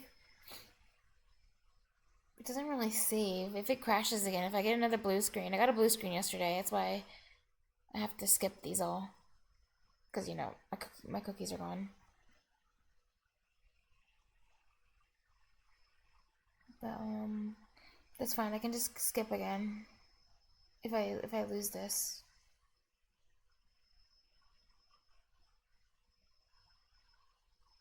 Corrupt Converter says no, you need to redo them all. No. I will not. Will not.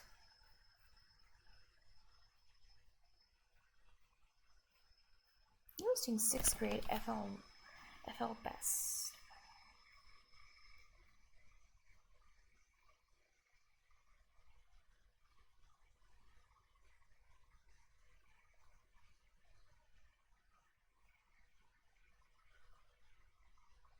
$16 questions, of course, of course.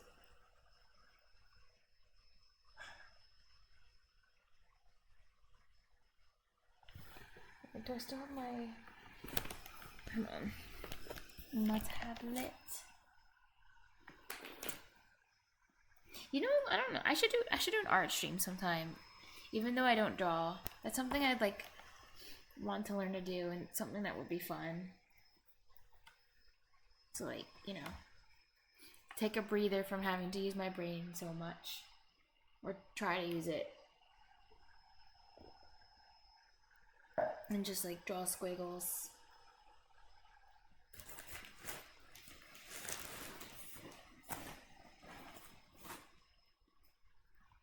Plus, I kind of think it'd be fun to draw my own art in games.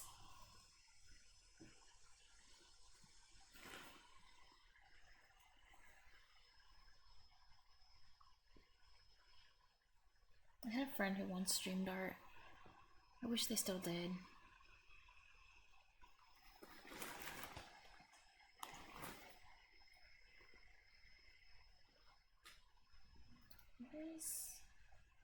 Oh wait, hold on.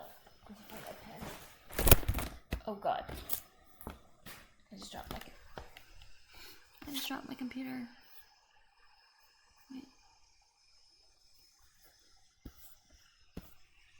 I think it's fine. Okay.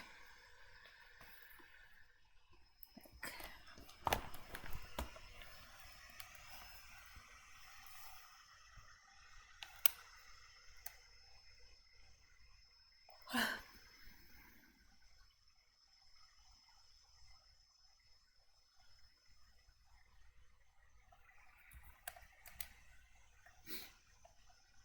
hate it here. OETs, okay. Oh, 9U.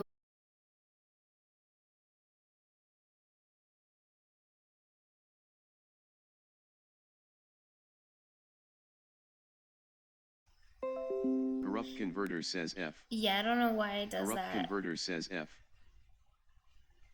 That's weird when that happens. Yeah.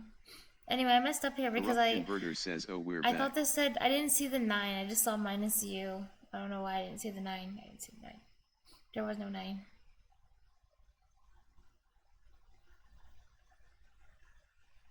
And now I know the negative, if it's not in parentheses, is not a part of the number. So, see, isn't it great that I'm doing 6th grade math? Because I actually did not know that. Ever. It's crazy.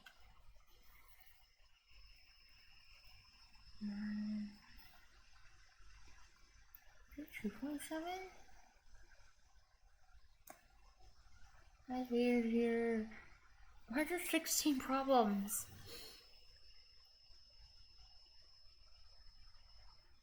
It's 1.3.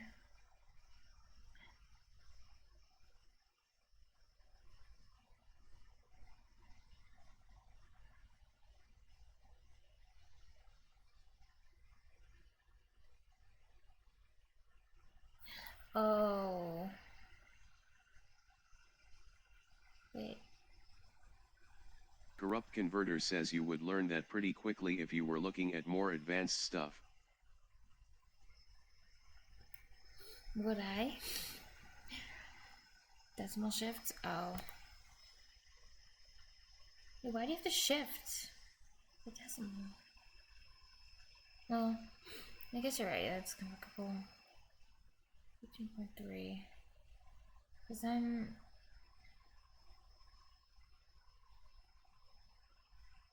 Wait, let me think about it. Why does it happen? Corrupt converter says 0.3 asterisk 0.3 asterisk 0.3. Mm-hmm. 0.9. 0.7. Corrupt converter says 0.3, 0.09, 0.027.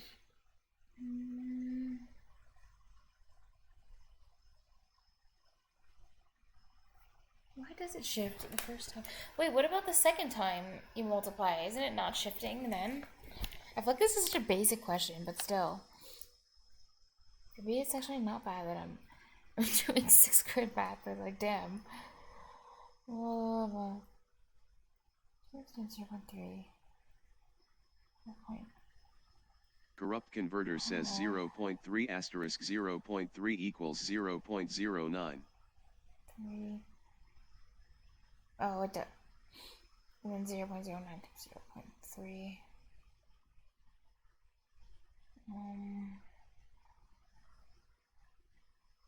712. Oh, and moves over 3.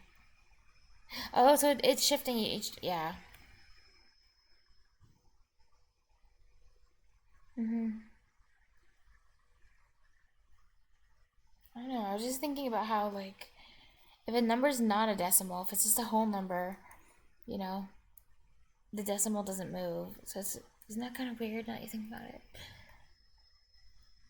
It's only when there's, you know, decimal times decimal. I guess it makes sense. Think about it. Because if it was 0.3 times 3, then it would be 0.9. But it's 0.3 times 0.3. So, yeah, it moves over again. Corrupt Converter says there's another way to think of it, but it requires that you know the rule of exponents on fractions. Ooh.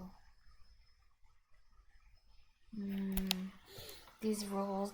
When do you think... Corrupt Converter says where At what- a/b equals a/b.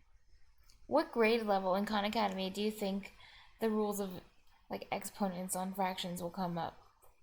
Do you think it's going to be like Algebra 1 or something? I don't know. Do you have a guess? Algebra something, yeah. That'll be fun when that shows up. Corrupt Converter says algebra something. A divided by bx, ax by bx. So whenever you learn a rule like that, Corrupt, you always, like, prove it to yourself, right? You don't just, like, accept, oh, it's a rule. Like, whenever the teachers would teach you a rule, you would always, like, try to prove it.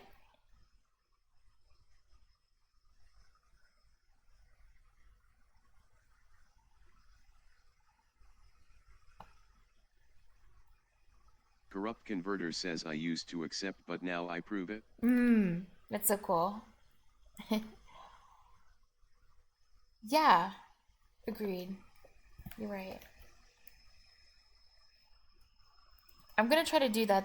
That'll be the, like, I'm gonna try to do that from now on with everything, if I can, as much as I can.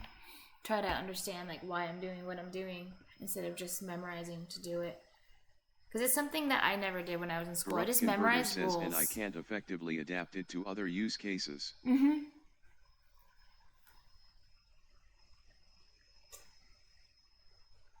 Yeah. Like that teacher that... I remember that teacher that told you that... What was it? She told you,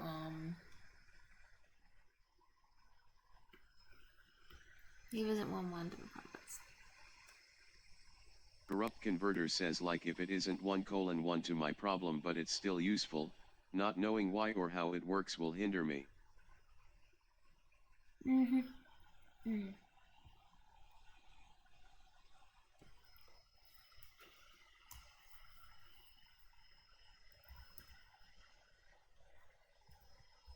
Look or how? We made an exponent by accident. I mean...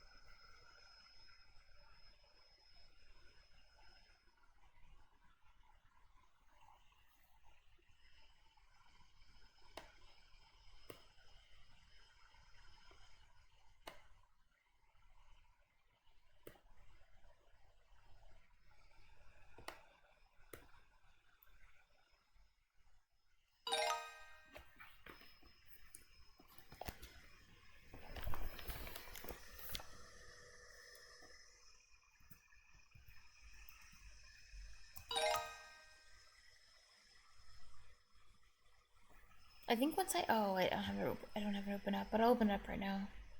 Actually, not. Actually, I don't think I bookmarked it.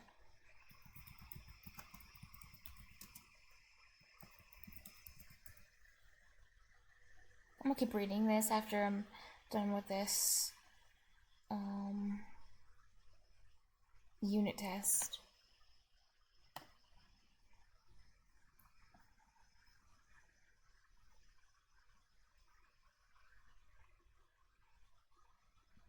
Because I need a break from the pain of NAND game.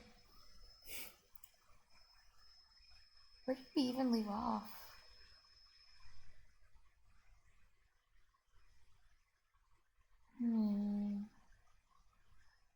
Maybe it was here. Or here. Definitely read that.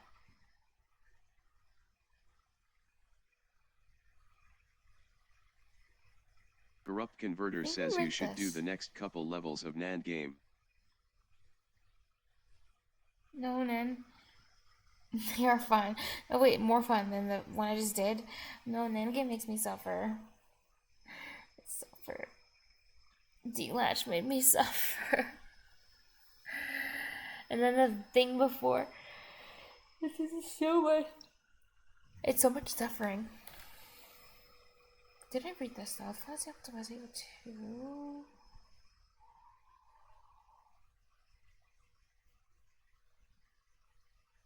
Just the following result. I think I did. Okay, we're just gonna start from here.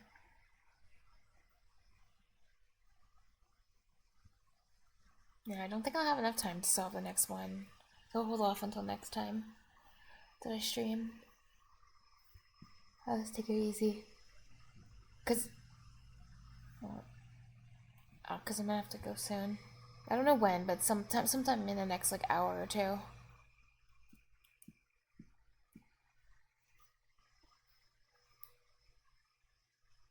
So how many grand total does he have? Oh, 8.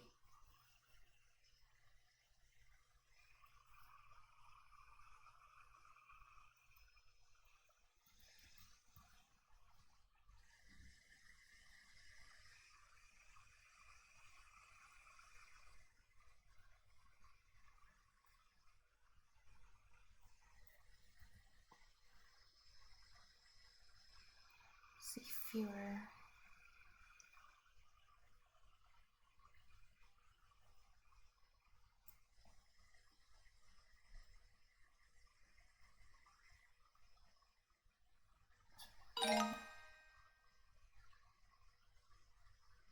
Corrupt Converter says, bruh, why did we make the switchgate using NANDs?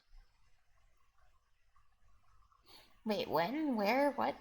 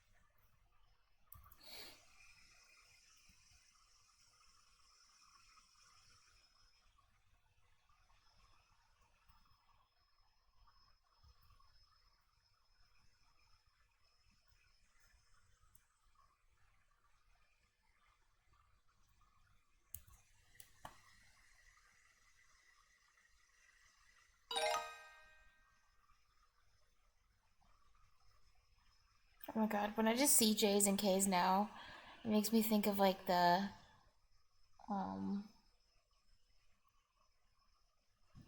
you know, the complex numbers. I know that's not what this is, but thank God, but Thank God. It's not.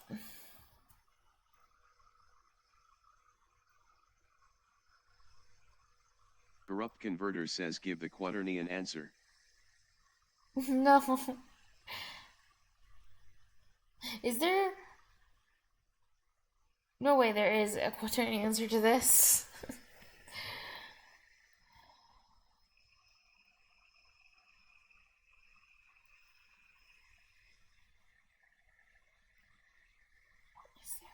Or is there?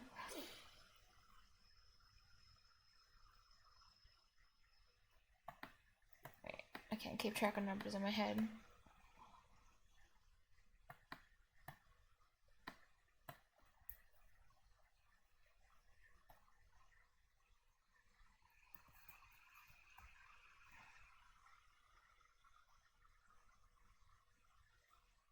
What?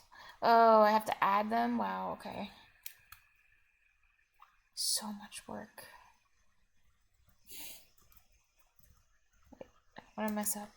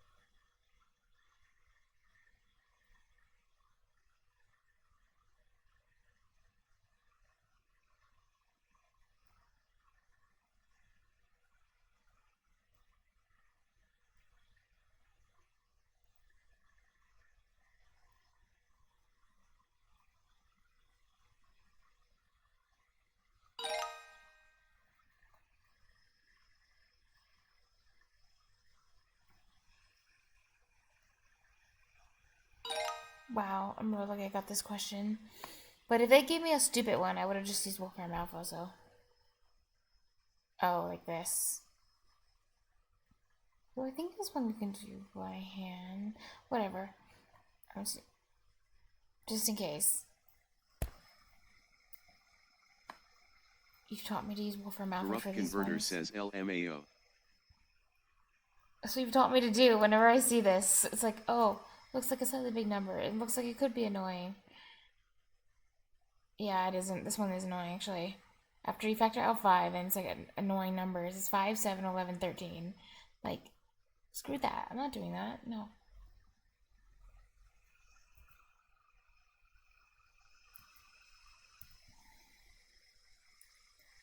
5, 7, 11, 13. Corrupt Converter says if it gave me a stupid one. And it did. It did.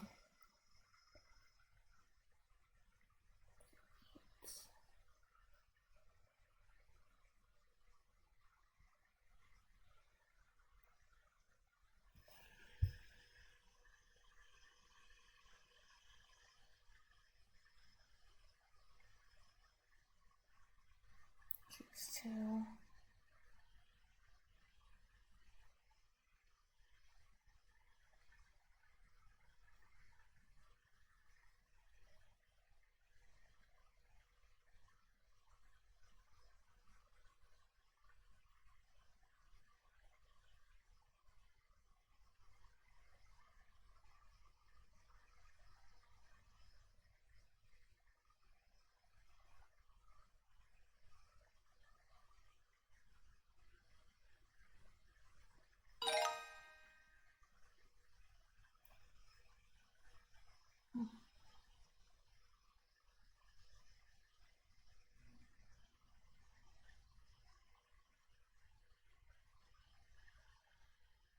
Ooh.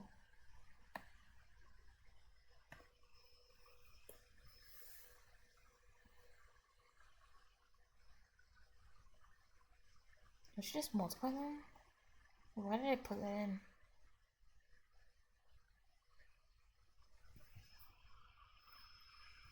Wait, hold on. Before I do that, because this is the last question, I really don't want to get it wrong. I'm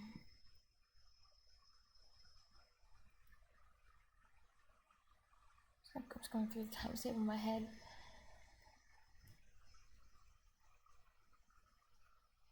It should be this.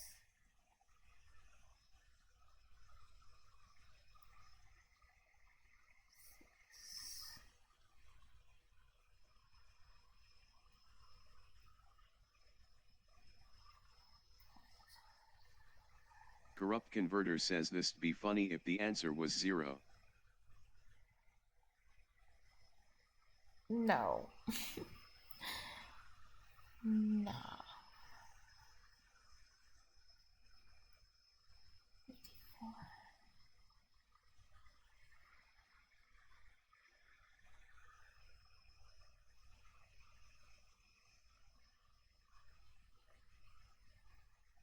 Corrupt Converter says 0 would technically be more correct than 72.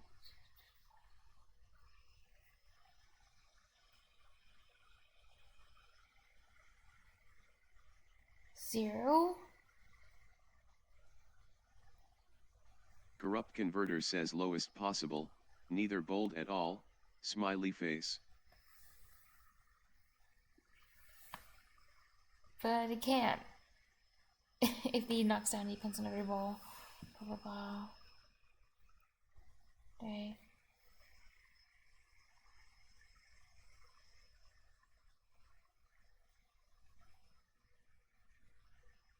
And it does say they're bowling, not bowling.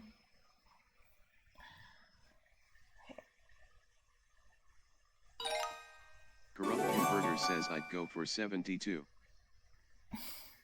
Cool. Cool, cool.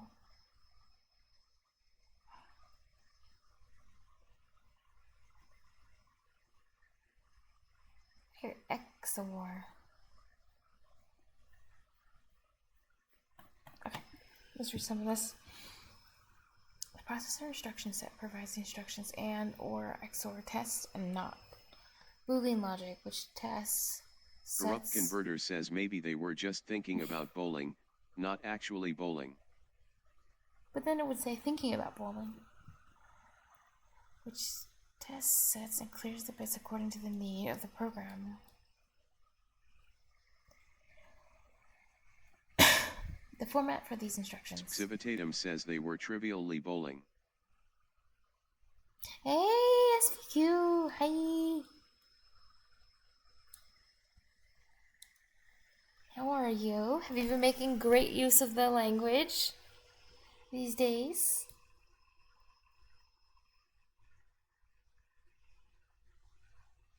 Still looking good in your new coat of orange.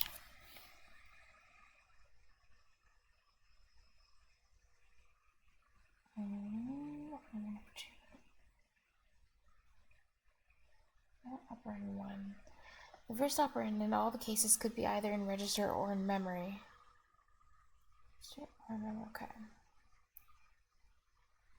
The second operand could be either in register / memory or an immediate constant value. Civitatum says indeed, orange looks fine. And we're in August heading into September, so it's like you dressed up for the, season, like you're preparing for fall. It's nice.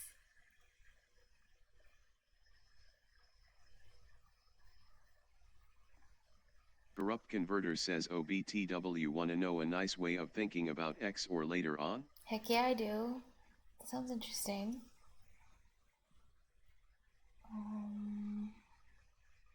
However, memory to memory operations are not possible.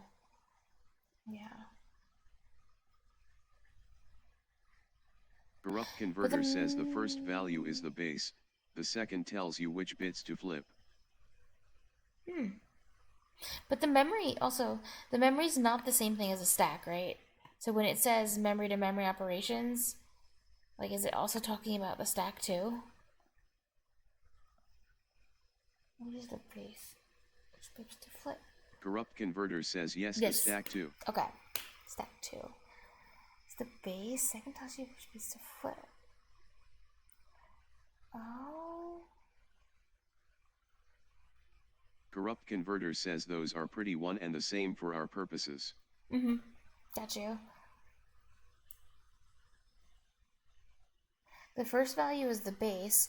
What's the first value?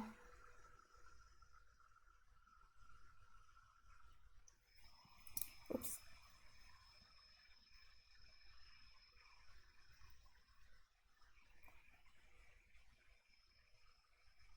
Commutative, so you could also think of it.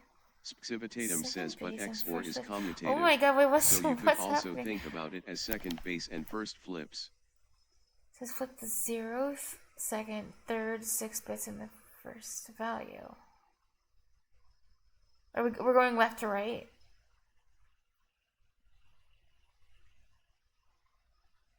Oh yeah. Wait, I think so. First, second. Corrupt Converter says 110110000.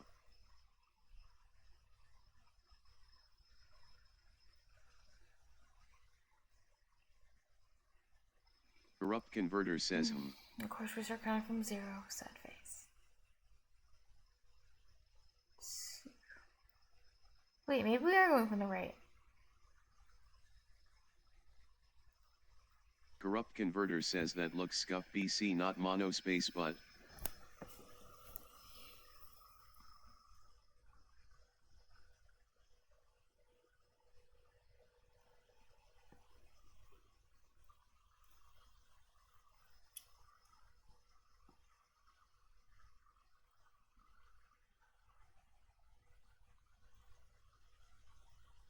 Corrupt Converter Oh, you says mean I value, think of it as in like. second value tells you which bits to I flip in get the what you first mean. value. You mean like each of the numbers is a value, like the 1101100 is a value. I thought you meant place value. Bro, I'm getting so confused for no Corrupt reason. Converter says all the ones in second value are the bits you flip in first value. Hmm.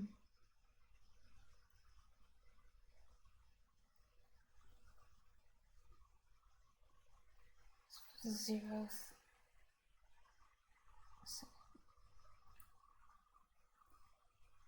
Corrupt Converter says Oh. yeah I mean like 8-bit value or 16-bit value or whatever.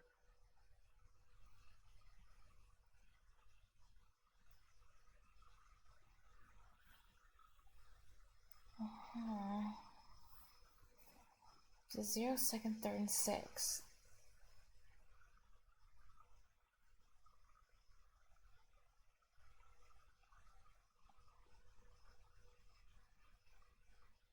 Three.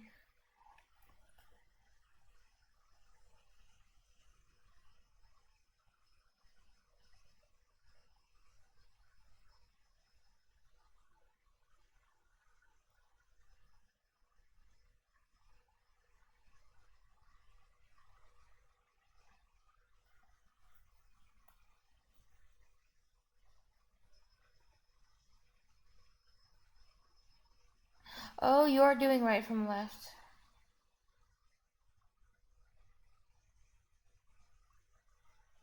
That is so confusing.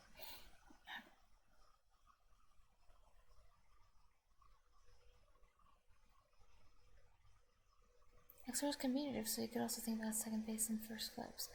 Oh, that's really cool. So, like, depending on, no matter which order you do it, it'll still end up looking the same. What? Corrupt Converter Okay, says so like if I wanted to flip the right 4 bits. 1.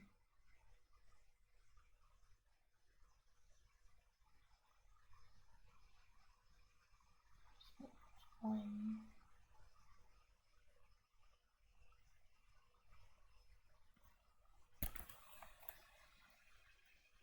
Corrupt Converter says I do, something X or 0B underscore 00001111.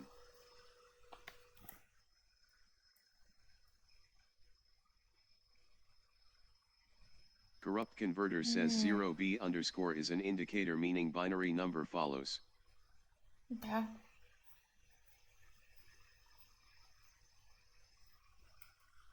Oh. That's cool.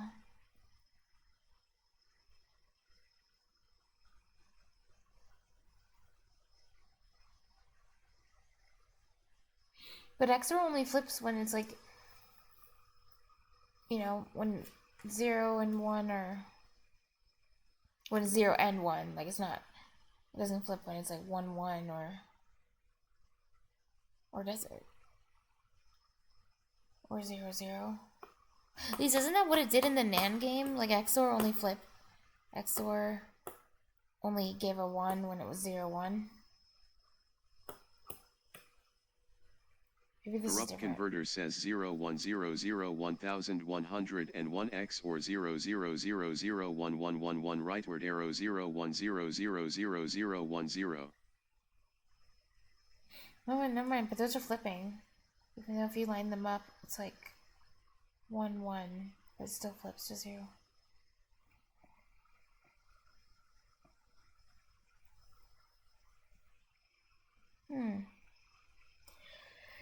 Yeah, I'm not sure how this XOR relates to the one from NAND game. Like, logic, exactly. But...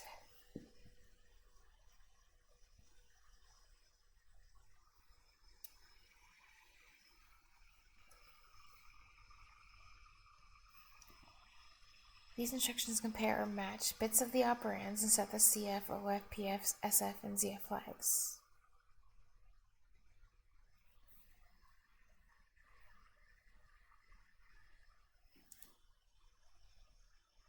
Corrupt Converter says it's more useful to use this interpretation when you're working with more than single bit values. Hmm.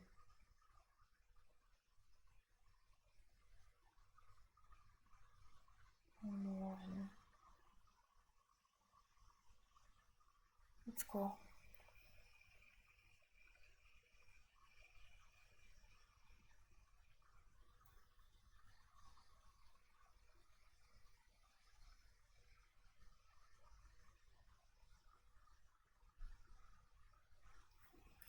But why did...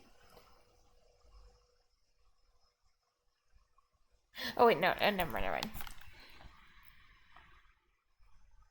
The AND instruction is used for supporting logical expressions by performing bitwise AND operation. The bitwise AND operation returns 1 if the matching bits from both the operands are 1. Otherwise, it returns 0. For example,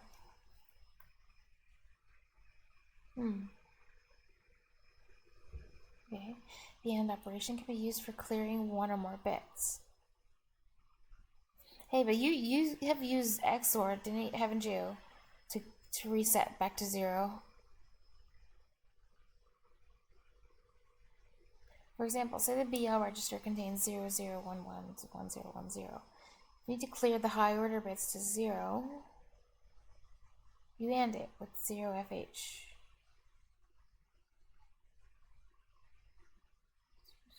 0.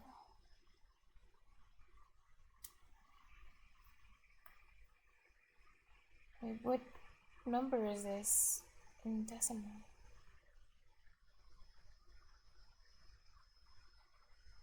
Corrupt Converter says yeah, BCX or a number with itself is saying flip all the bits that are 1, thus making them all 0.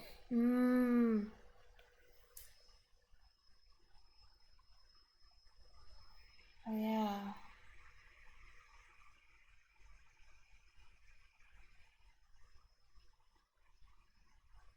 Corrupt Converter says 0F equals 0B underscore 0000 underscore 1111 Oh, equals thank 15. you. I wish they just wrote it. Why did they write it in hexadecimal? That annoys me. I don't like working with hexadecimal. 15.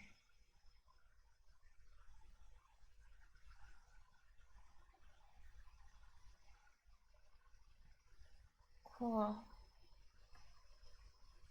So 111. Wait, the original one is 0011. And 000. Oh. Corrupt Converter says you're gonna like hexadecimal better than decimal for logical operators.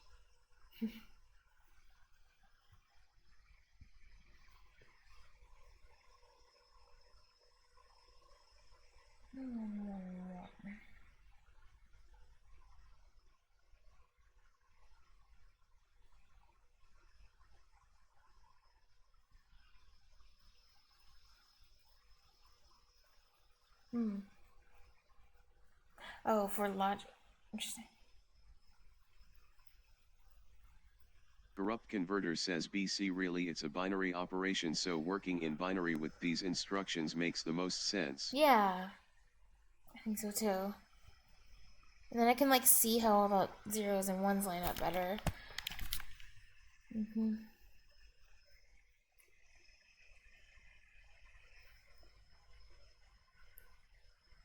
yeah. Cool. So by having those all be 1. Oh yeah, it just spits out the number again. But then these ones get turned to 0. Since the ones ahead are 0. That's cool. Let's take up another example. If you want to check whether a given number is odd or even, a simple test would be to check the least significant bit of the number. If this is 1, the number is odd, else the number is even. Corrupt Converter says, but like if I wanted to flip everything except the last bit on a 64-bit number.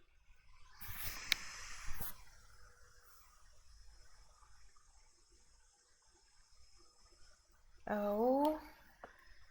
Corrupt Converter says I do, X or 0x7FFFFFFF.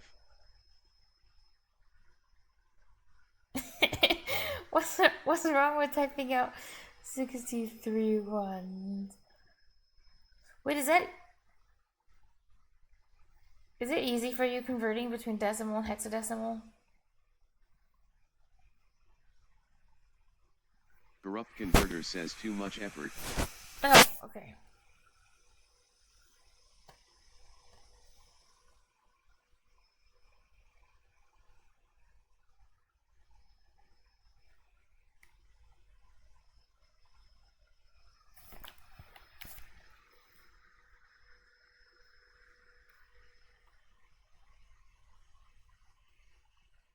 Assuming the number is in the register, we can write and AL01H ending with. Oh, finally they have a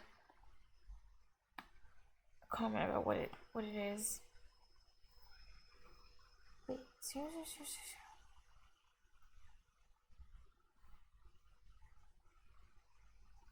0. Oh yeah, you can write H at the end, right? For hexadecimal, is that what that is? I think you said that's one of the options. Corrupt Converter You says can say like 0x or an H 0f at the I end. just know because I know it's 1 less than 16.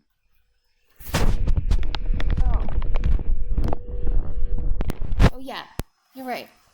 Because once it hits 16, it goes over to the other.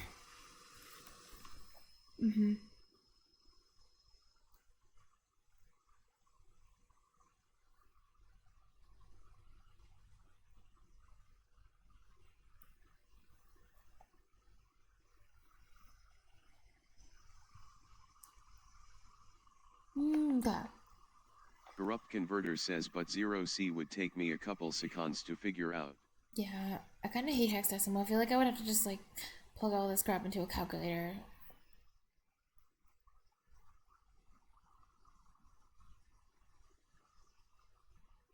Because if I do it like by hand, I'll just like multiply wrong.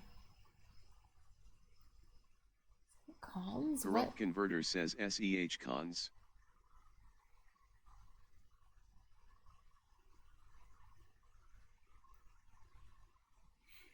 Even number. Corrupt Converter says but 0c would take me a couple seconds to figure out.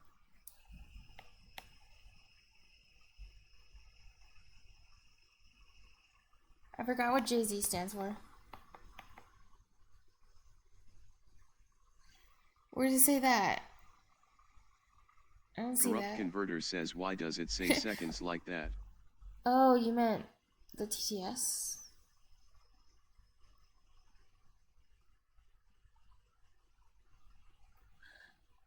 Oh, jump is. Oh, okay, thank you. 0 to even number. Corrupt converter says but 0C would take me a couple seconds to figure out.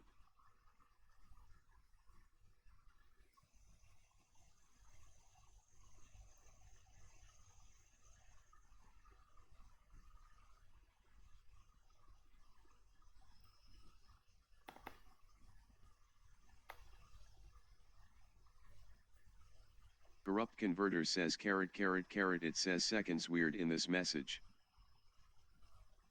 It doesn't sound weird to me. Let's start. GCC.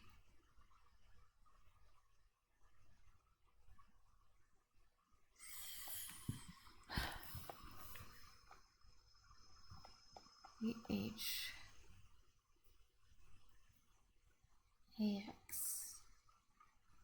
Corrupt converter says did you pay attention to it? Yeah.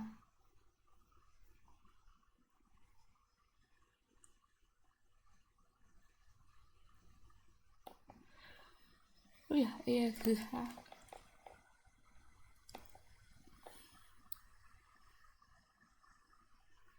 2 bytes. Corrupt converter says test, seconds.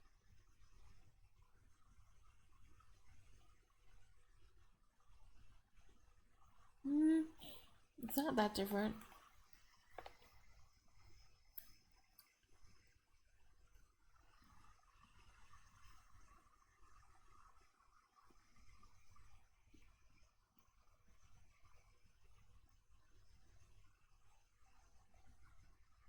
Corrupt converter says I wanna know why though BC it's weird LMAO. I don't think it's weird.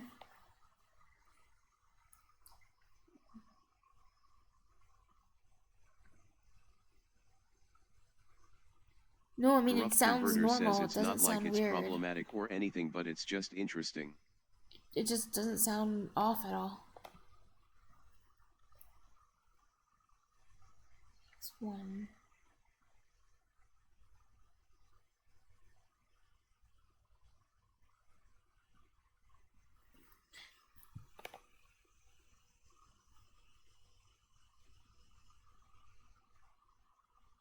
Corrupt converter says SEC uns versus SEH cons.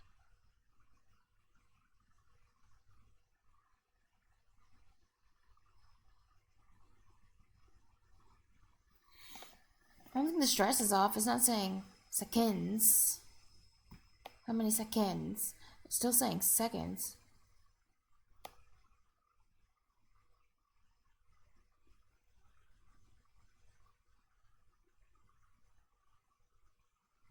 Corrupt converter says test, seconds. No. Sounds fine.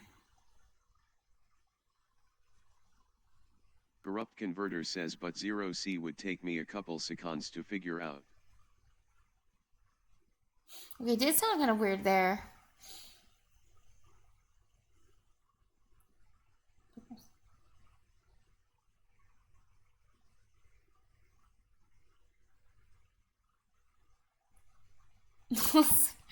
Anyway.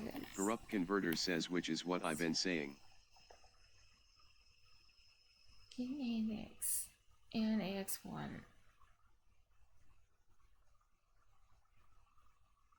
Jump if 0 even. Corrupt converter says it's throwing me off LMAO.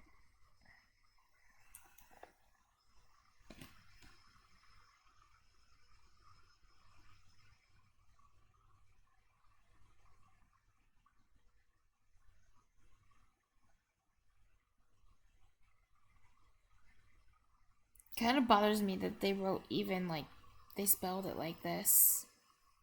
This is the label they picked. Move forward to EAX.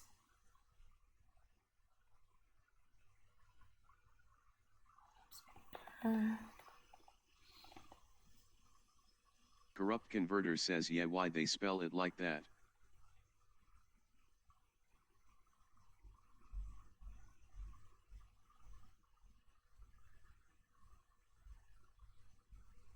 CX.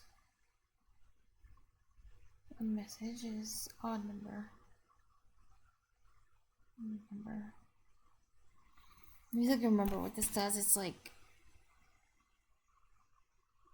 length is I'm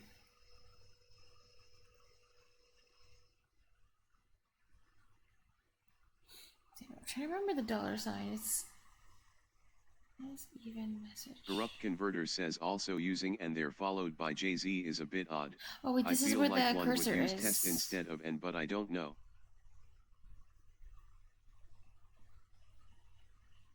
Right, so the cursor's at the end of the message. Subtract where the message begins.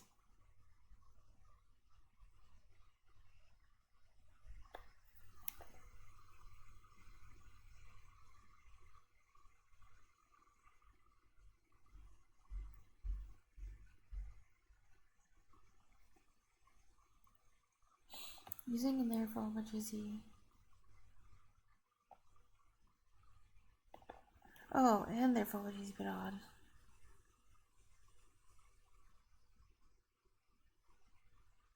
Oh.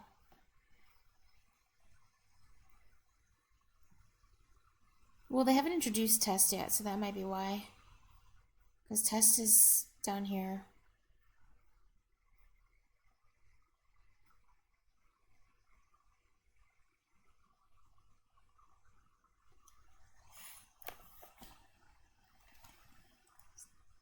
Next. Oh, it's Prague.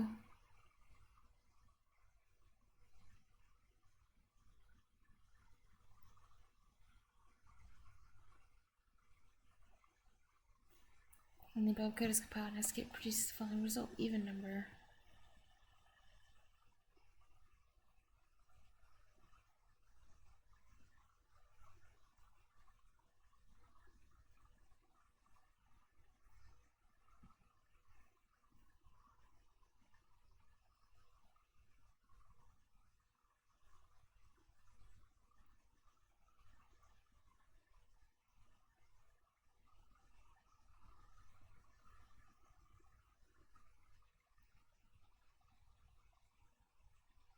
Civitatum says they named their constant even underscore message though.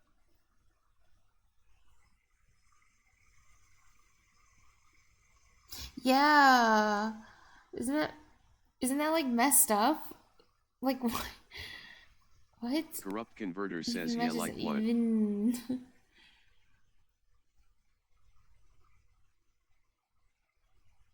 is a must load probably. Oh god. Oh no. No.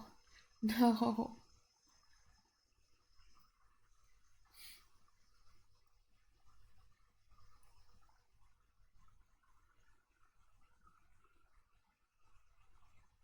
Wait, what is this? Why is this here?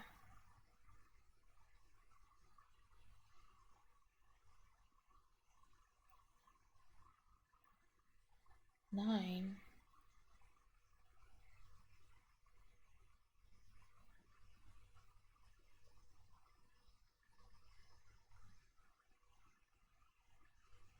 Corrupt Converter says why is that hex? Yeah, that's that too.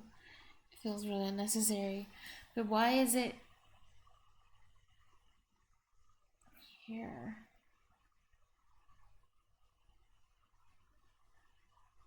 Why does this need to be an AH? Oh wait, they do something with it later? I don't think so.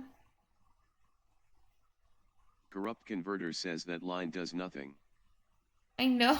Oh yeah, it's just so it doesn't contribute anything useful. Their naming conventions are weird. Their code is weird. Corrupt Converter says it gets overwritten in the very next line. In this line? Oh yeah. Civitatum says that's not true thou it wastes CPU cycles. I know. What is going on? Did they write this with ChatGPT? What is happening? Civitatum says a must in high-level programming. Oh, okay. Oh wait, oh sorry. They said it must be high-level programming.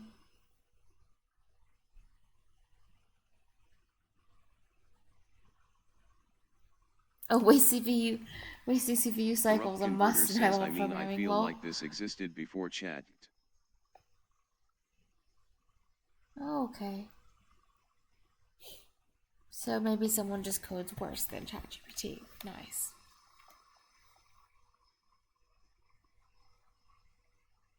Change the value in the AX register with an odd digit, like move AX 9H. They're doing the hexadecimal again.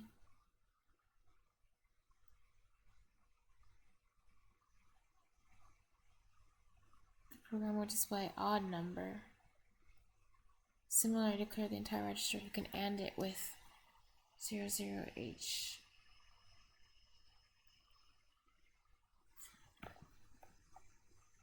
H A B C D E F G H. Wait, it's like 8 above. Corrupt Converter says, 9, oh, I right? finally figured out what 10, the 11, H and L 12, mean. 1, 2, 3, 4, 5.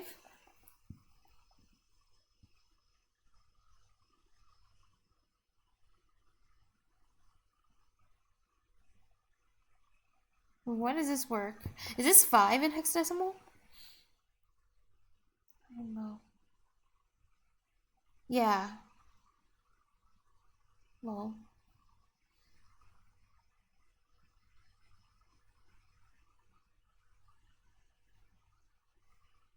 This. Corrupt Converter says is what? This 00H.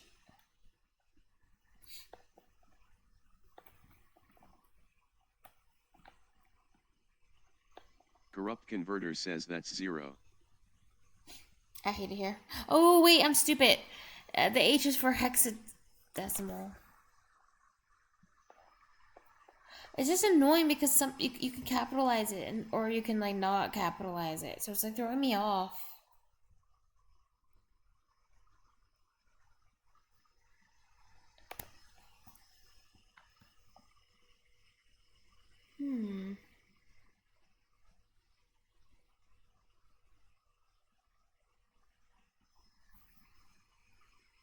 So you can AND something or you can XOR it and it will zero itself.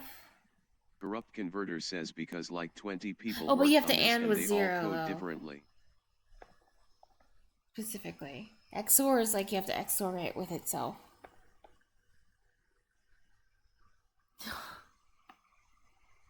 But then there's this, like this doesn't explain that, kind of. Corrupt Converter says I personally prefer uncapitalized because it's more distinct that way. I just personally prefer it to just all be consistent.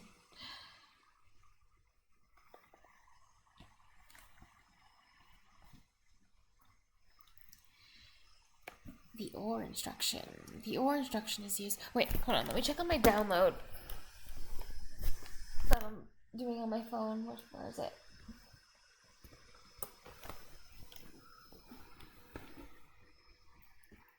Oh no. Accidentally unplugged my phone.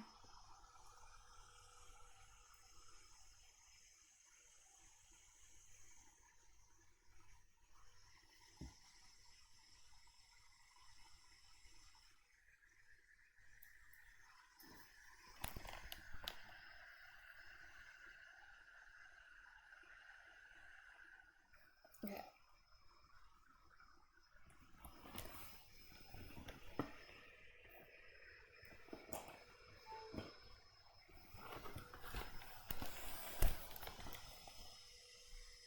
The OR instruction is used for supporting logical expression by performing bitwise OR operation. Bitwise OR operator returns 1 if the matching bits from either or both operands are 1. Returns 0 if both the bits are 0.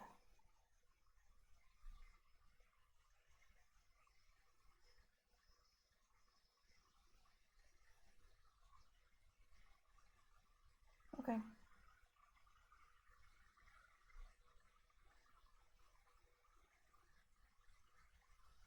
0.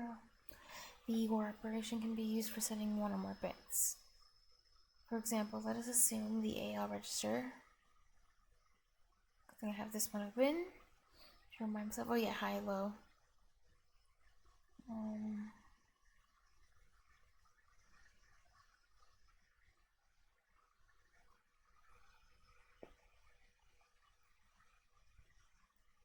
Contains 00111010. You need to set the 4 low order bits.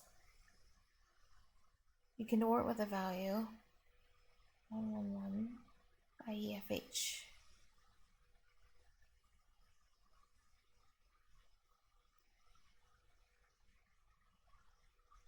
Oh, so that's 15 again.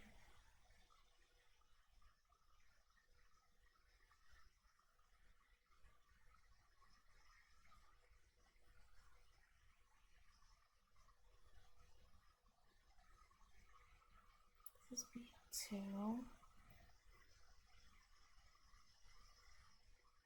Like an AT&T syntax. Civitatum says like in at.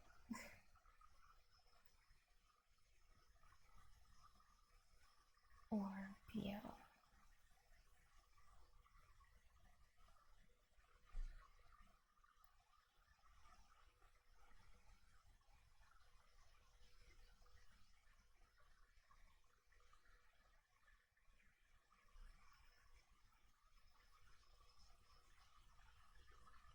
Well, they're talking about the AL register, and then they're doing this to BL, not AL. I'm like, so confused, but okay. Like, okay.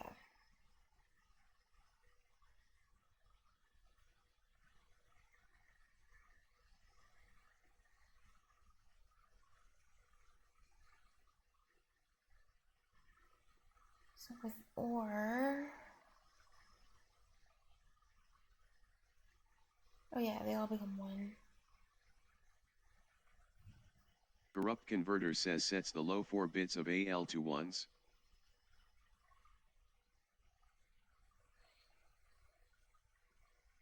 Yeah, if this was AL. I think they forgot that they were talking about AL. The following example demonstrates Corrupt converter says if first example comes before second. Demonstrates the OR instruction. Let us store the value 5 and 3 in the AL and the BL registers, respectively. Then the instruction... Civitatum says I'm still not sure which I like the least. Both at NT and Intel are hideous in their own way. Oh, I mean, AT&T is just too much. It's too much typing. It's too much carpal tunnel. Too much. Or ALBL should store 7 in the AL register. Corrupt converter says AL equals 0101, BL equals 011. Let's see. And then they're ORing BL, AL.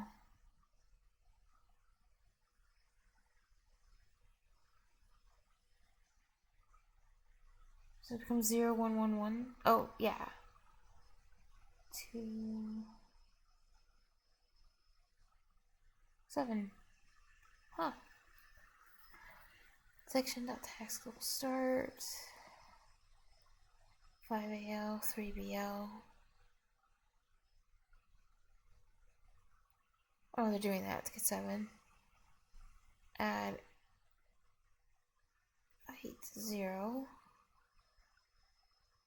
Decimal to ASCII.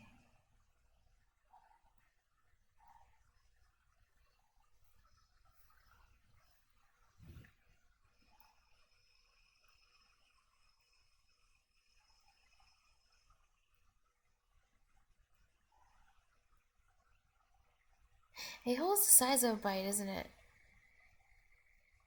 Yeah. Does this actually matter? If you don't do this, will it like not like work without byte here?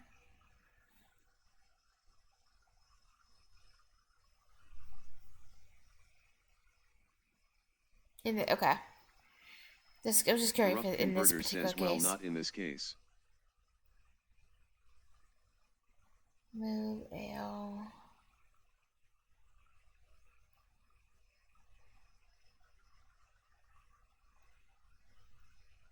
Because, Corrupt converter says because the assembler can infer that it's a byte operation. Oh, okay.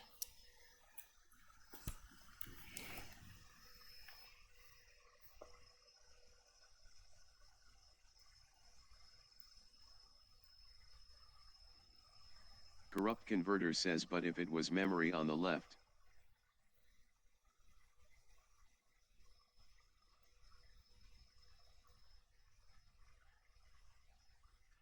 Oh. Corrupt converter says then it'd be problems if you didn't have that byte indicator. So it can infer it because it's part of the register, but if it was memory, it couldn't do it. That's interesting. Results. 4-1. Results.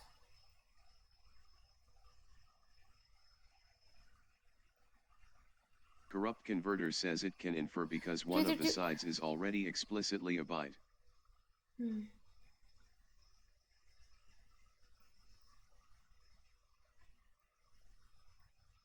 Oh, because the size of the... I see. It knows because the size of the register, but in memory it wouldn't know. Because, like, there's just, like, there could be a lot of stuff in there. But, you know what? They're just doing... Aren't they doing the thing again? Where they just overwrite it in the next line? Wait, EXAL is part of EX. Why are they just overwriting it? What is this? Why did they keep doing that? They did it with the 9, didn't they? Where they did this too?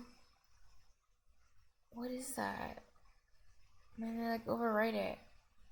Corrupt converter says storing AL into the memory at result. Oh, it's different. Memory at result. Oh. Okay.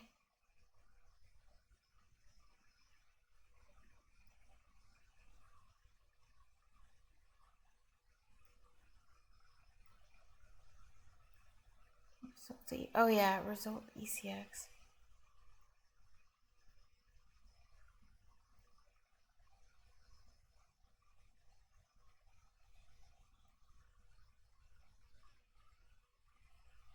Oh, results on here.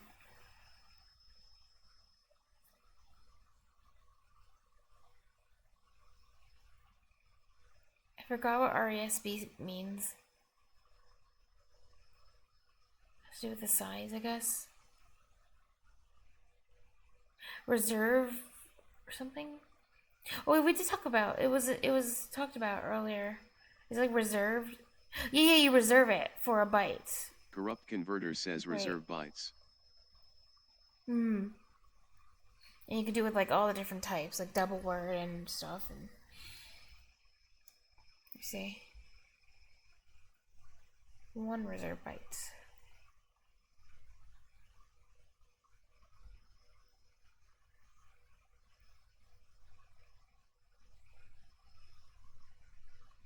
And the above code is compiled and executed, produces the following result: 7. So look, I can enroll and become a certified expert in inconsistent typing to boost my career.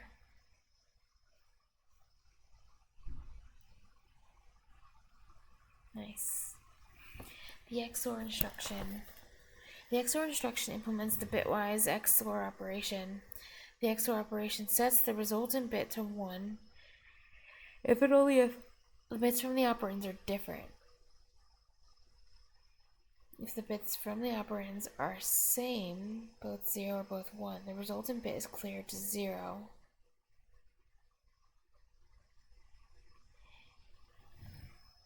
Oh. Go away. Me says 07. Hello. XOR operand 1. So Oh yeah, if you look at it as just flipping the bit, the second one, being used to flip the bit, it ends up being like that. But it's also only giving a 1 if it's... Oh, that's cool.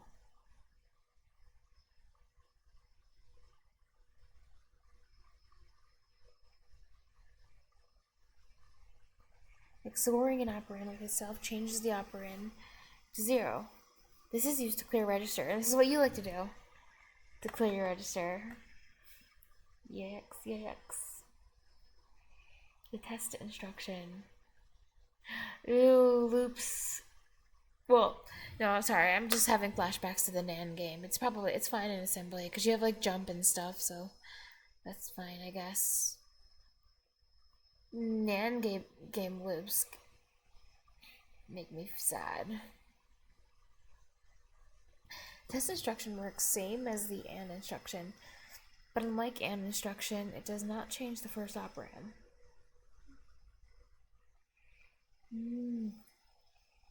So if we need to check whether a number in the register is even or odd, we can also do this using the test instruction without changing the original number.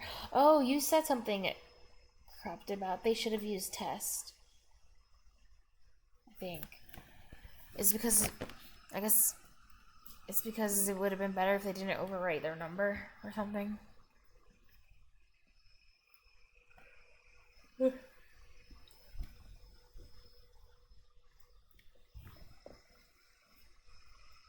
Just AL1. Even number.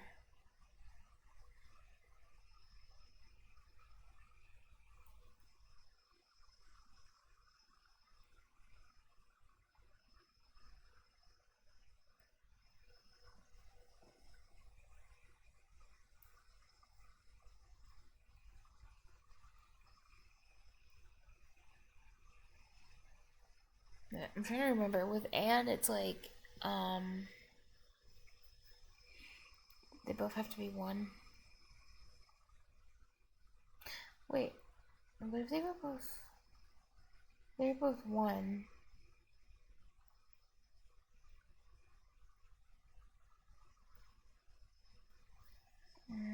Corrupt converter says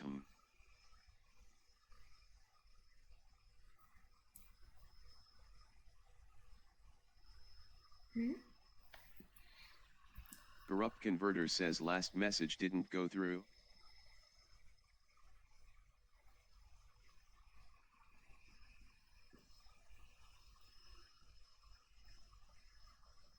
Corrupt converter says yeah, and also it just makes more sense.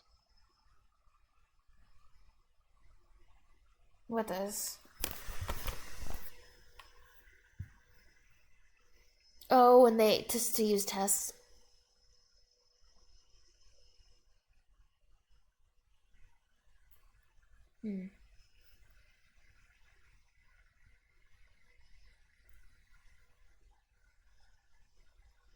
Right. Corrupt converter says I said that after you asked about the test vs and thing.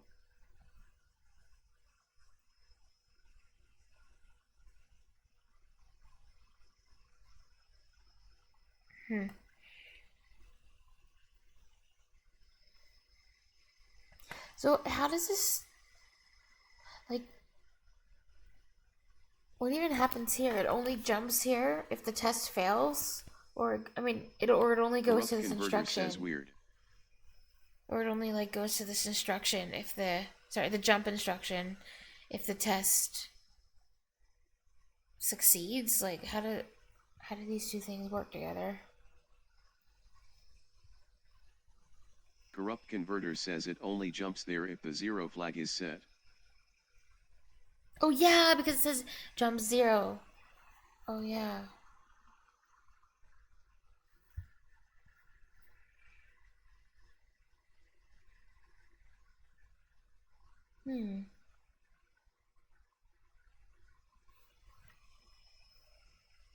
Corrupt By converter says testing test them. A, B, JZ label.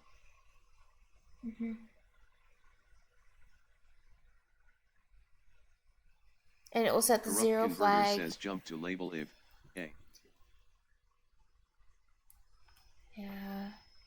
If this is 0, then I'll set the 0 flag, because then everything will be 0.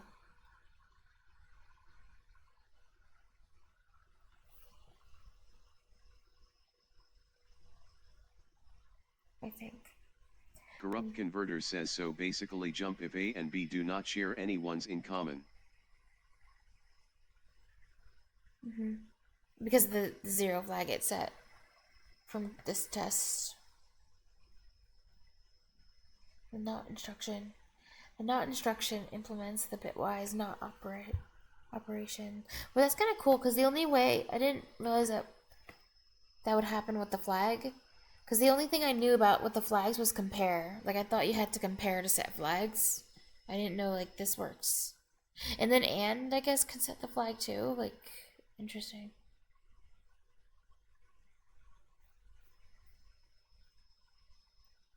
Corrupt converter says not equals equals INV in NAND game. Oh! Then I guess I'll be using it a lot. Because, like, you know how I'm, like, spamming the hell out of inverse for, like, no reason at all. I just, like, inverse everything because I can.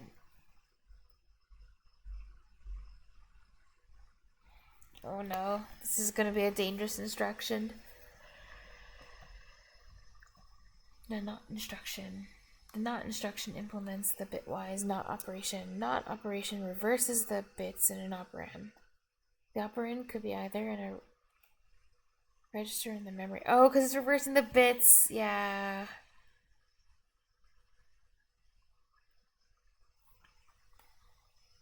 Register or the memory. So we. Oh, okay. Sorry. In the memory.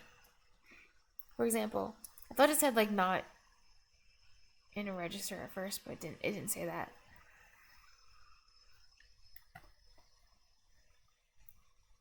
Okay.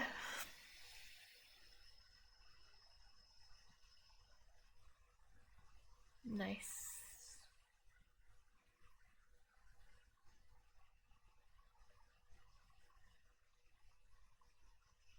Like how they have a developer's best practices, even though, like what you said, this has been written by like 30 people and nothing matches.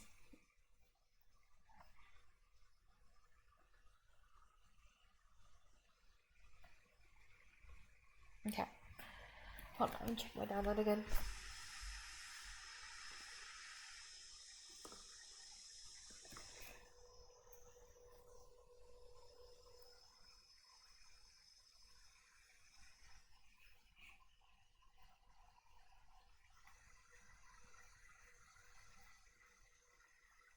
Hey, it'll download it. Yay. I'm gonna download something else too.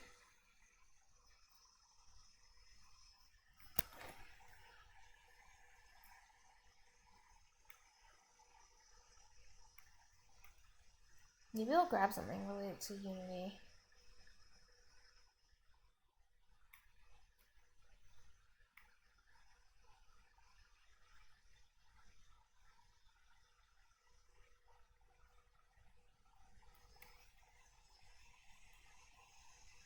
Okay.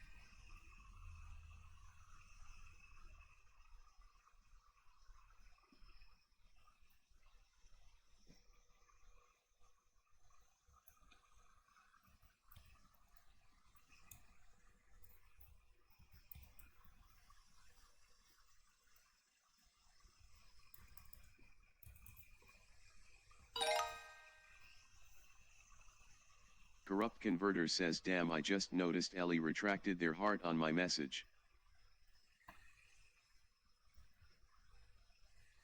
It's probably an accident.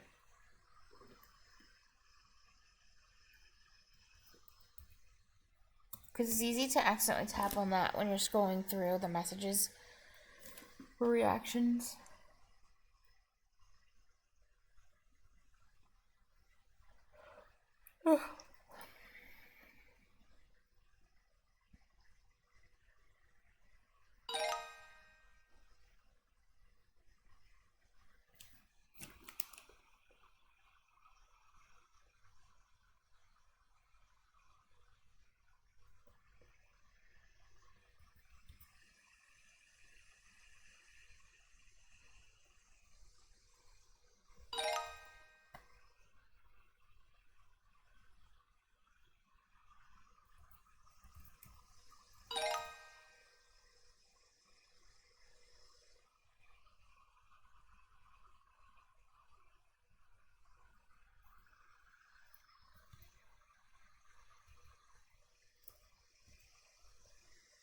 I'm so sad now.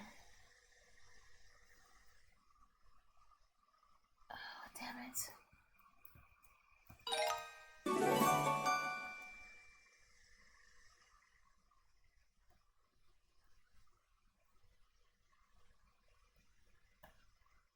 Okay. Oh, yeah. This button.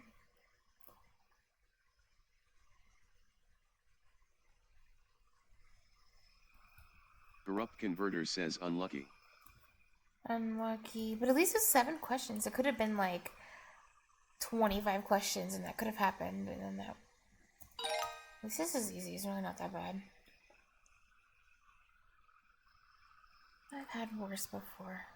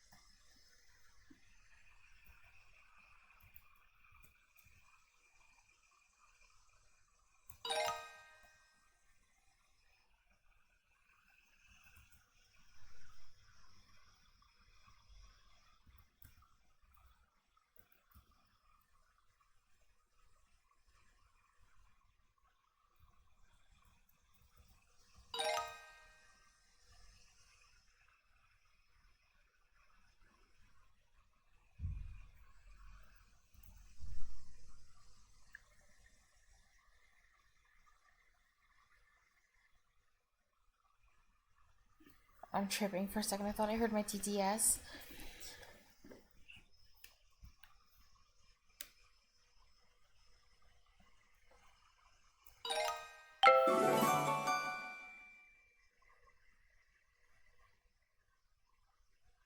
Corrupt Converter says, boo.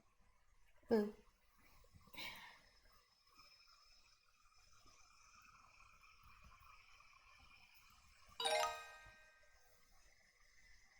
Corrupt Converter says, spooky, spooky, spooky. Spooky, spooky, spooky. How do I get the ghost on you?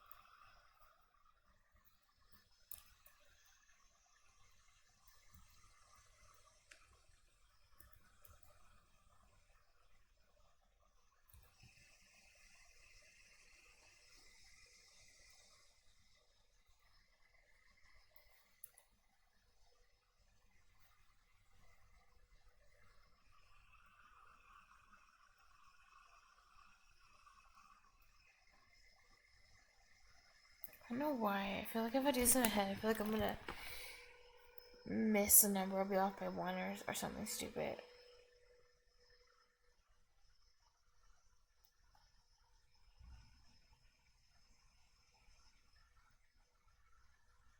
Is it 35?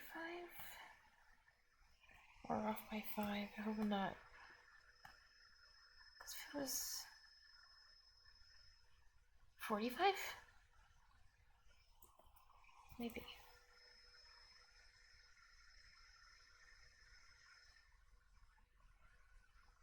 Corrupt converter says Wait. off by some product of prime numbers. Amazing.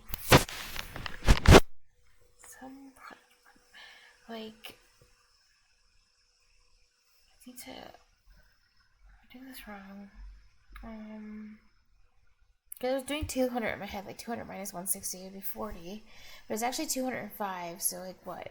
I gotta put the 5 back, or I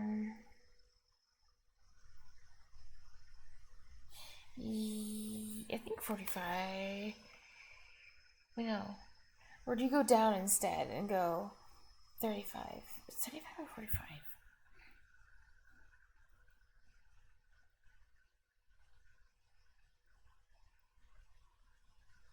We'll just add it back in. 45.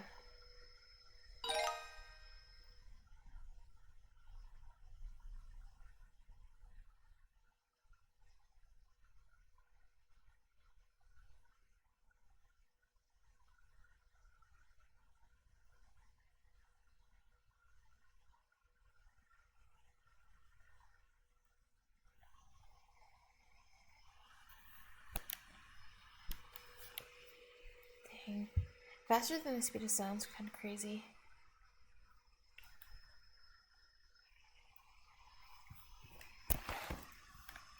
Without 1,000 separator. So no comma, I guess that means.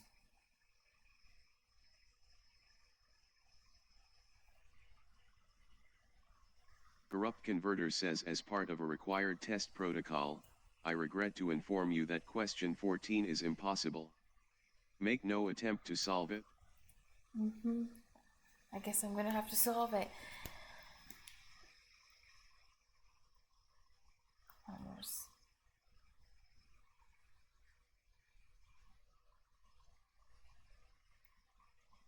Oh, they literally said S. How do I graph the inequality?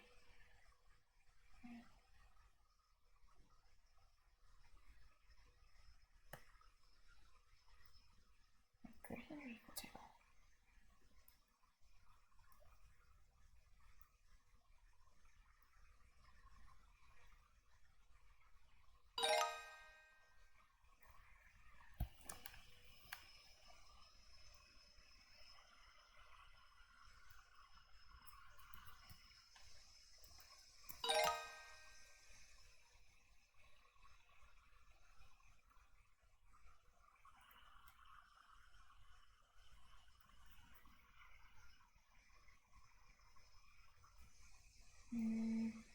Maybe I will look at the next problem in NAND game. I just won't have. I just don't think I have enough time to solve it. Or I don't know. Maybe I should. I don't know. After I'm done this unit test. Or I could just watch a CS50 video. Where was I in this?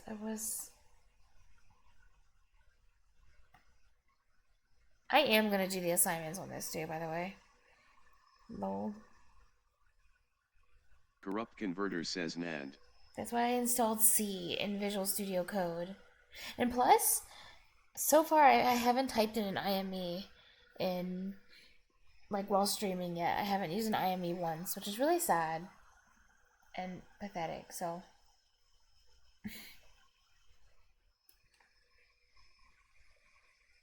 Line 137 I says hate you, not Wayne. IME, IDE. I IDE'd. Bro, I'm tired. I've been moving boxes all day, and I had to haul all the furniture out of my room. Corrupt converter says Don't I was blame like, me. TF you mean IME. Leave me alone. Don't bully me, Wind. Don't bully me. Why do you always show up? I'm telling you. Why do you always show up when I say something or I'm doing something Corrupt dumb? Converter says you said I am E like yesterday too. I hate you, Corrupt. Shut up. Don't bully me. Damn it. Ugh, you guys and your acronyms. Ugh. It's like... Ugh, anyway. It reminds me of that meme. Remember that one? Was it XCD, PCE, PVC? I know, it's just so ingrained in my brain. 137 says IME is for typing Asian languages. I know, but it's because originally, you know, we were out here studying Japanese, and now it's like I'm trying something different, but IME is still like pretty ingrained in my brain.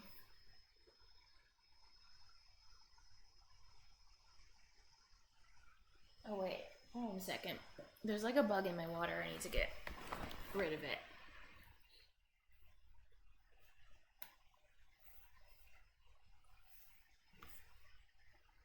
Yeah, how are you, Win? What's up? What's up? By the way, Line 137 debug the water. Hold on, let me just debug my water real quick. And like, wow. Where did it go? Of me says floater. Oh my god, I can't find where it went. I don't want to drink it. The bug. Oh, there it is. Come here.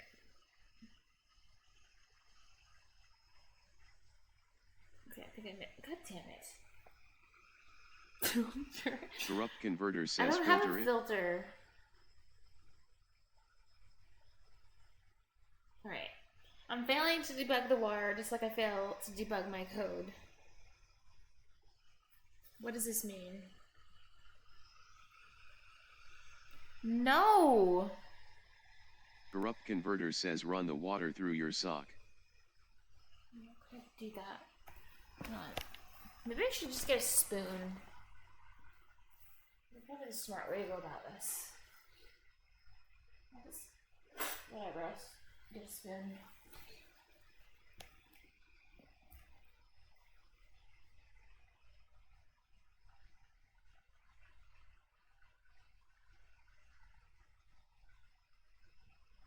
Or maybe I should just burn the whole thing with fire. Wait, there we go. There.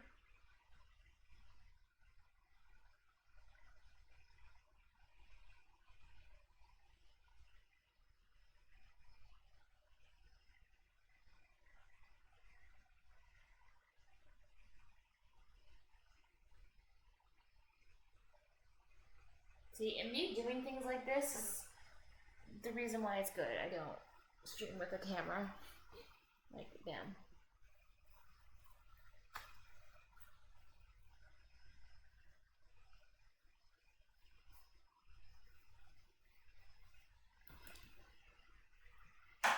Okay, I think I took care of it.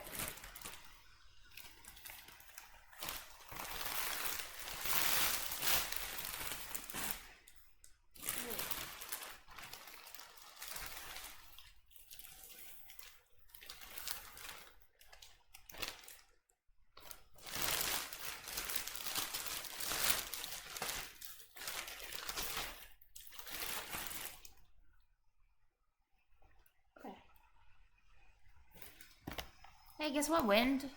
I played a level of NAND game today and took 2 hours to solve one level. Yay. But I did solve it in not the optimal number of blocks, which it should have been 1. But I solved it in 4. Krupp solved it in 2 though on his first try. That was cool.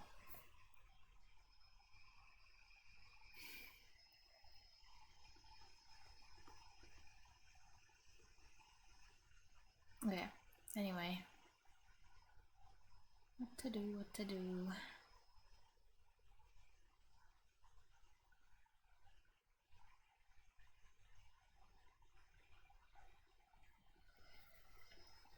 Yeah, we'll just finish this because I was almost done. Oh wait, I mean I was going to navigate to where I was, where I stopped.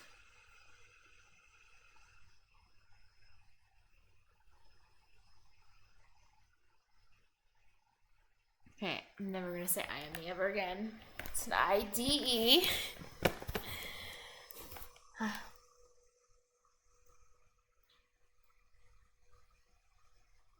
Wait, where was I? It's here.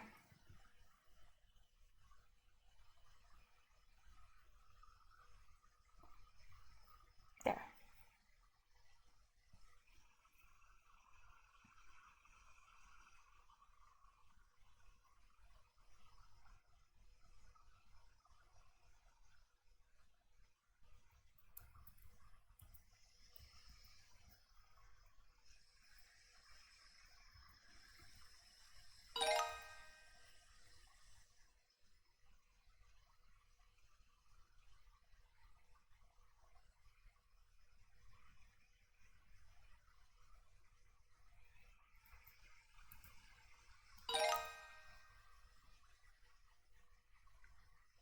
Why is there just like a random exclamation point here?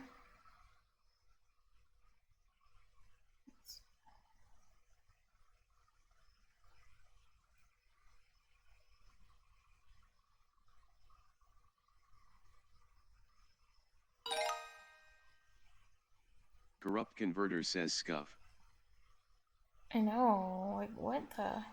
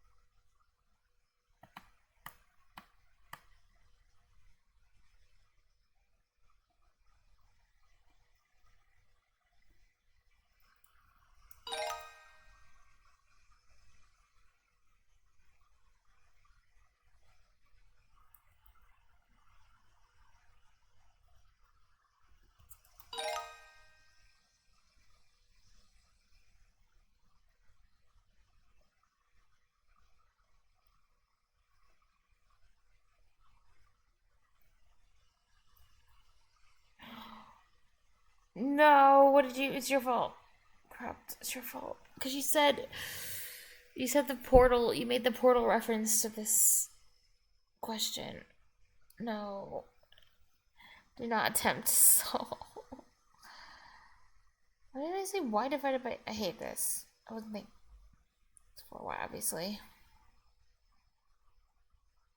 I'm sad.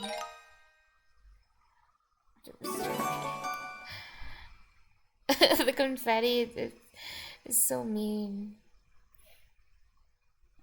The confetti makes me feel worse. It's like, congratulations. Do it again.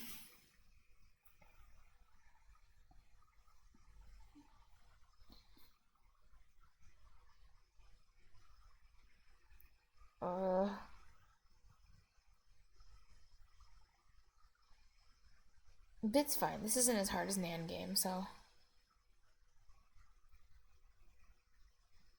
I can't complain. Not much. You know what? I'll choose all it. Oh.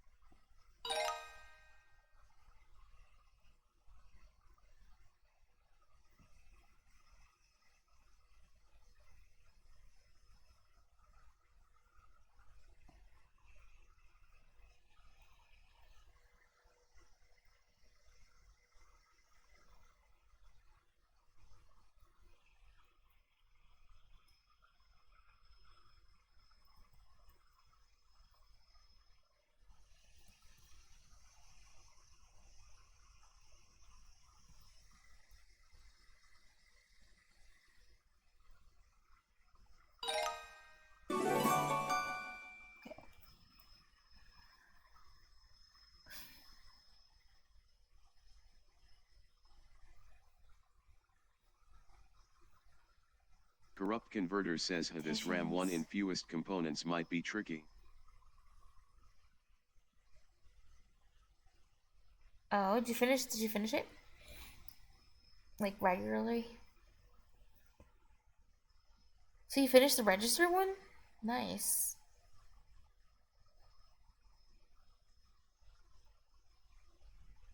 We're all the way on RAM.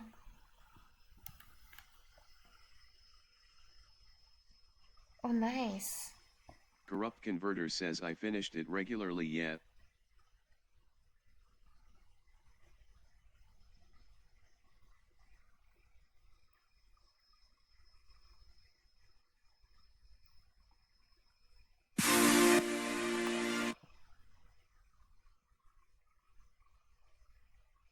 About operators in C. So we've already seen one, in fact, equals the operators in. All right, so let's talk about operators in C. So we've already seen one, in fact, equals the assignment operator. It allows us to put a value into a variable. That's the assignment operator, single equal sign. In order to manipulate and work with values and variables in C, we have a number of operators at our disposal that we can use. Let's take a look at some of the common ones, starting with arithmetic operators. That's how you pronounce that word? Disposal that we can use. Arithmetic? Let's take a look at some of the common ones, starting with arithmetic operator. Oh, arithmetic.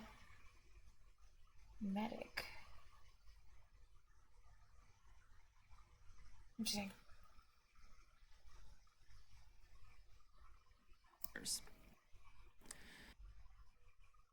As you might expect, we can do pretty basic math operations in C. We can add, subtract, multiply, and divide numbers using plus, minus, star, and slash, respectively. Here's a couple of lines of code in which we do that. So we have int x equals y plus 1. So let's assume that somewhere up above this line of code we had said int y Converter says equals solution in less than 5 for this. 10. What's the value of x after I execute this first line of code? Did you say 11? You'd be right. Why is that? Well, y was 10, so I'm saying int x equals 10 plus 1. 10 plus 1 is 11, so the value 11 gets stored in the variable x. Not too bad, right? How about this next line of code? X equals x times 5. Well, before we executed this line of code, x was 11. So what is the value of x after this line of code? Take a second. So x equals x times 5.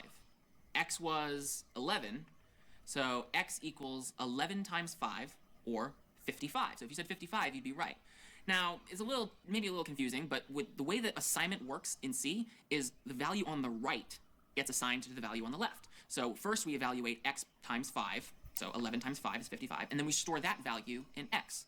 The 11 that was there before is now overwritten, so x's value is now 55. Hopefully that's fairly straightforward. There's another operator that you've probably not necessarily heard called this, but you've certainly worked with in the past if you remember your days of long division way back in grade school, and it's called the modulus operator. What modulus does is it gives you the remainder when you divide two numbers together. So if I say 13 divided by 4, what's the remainder? And that value would be calculated by the modulus operator. So I have a line of code here, int m equals 13 mod 4, and I say here in a comment that m's value is now 1. Why do I say that? Well, do the long division out in your head if you bear with me for a second. So I have 4, 9 divided by 13, 4 goes into 13 3 times, with a remainder of 1. So that's basically all the modulus operator does, is it tells you when you divide, you get the remainder. You might think that that's actually not a terribly useful thing, but you'd be surprised actually by how frequently that modulus operator can come in handy. There's a couple of problems we'll do in CS50 that deal with it, and it's also good for doing things like random numbers. So for example, if you've ever heard of a random number generator, that's going to give you a number from 0 to some huge number, but maybe you only really need a number from 0 to 20. If you use the modulus operator on that giant number that gets generated by the random number generator, you're going to take whatever huge value it is, divide it by 20, and get the remainder. The remainder can only be a value from 0 to 19. 20, and a number generator. That's going to give you a number from 0 to some huge number, but maybe you only really need a number from 0 to 20.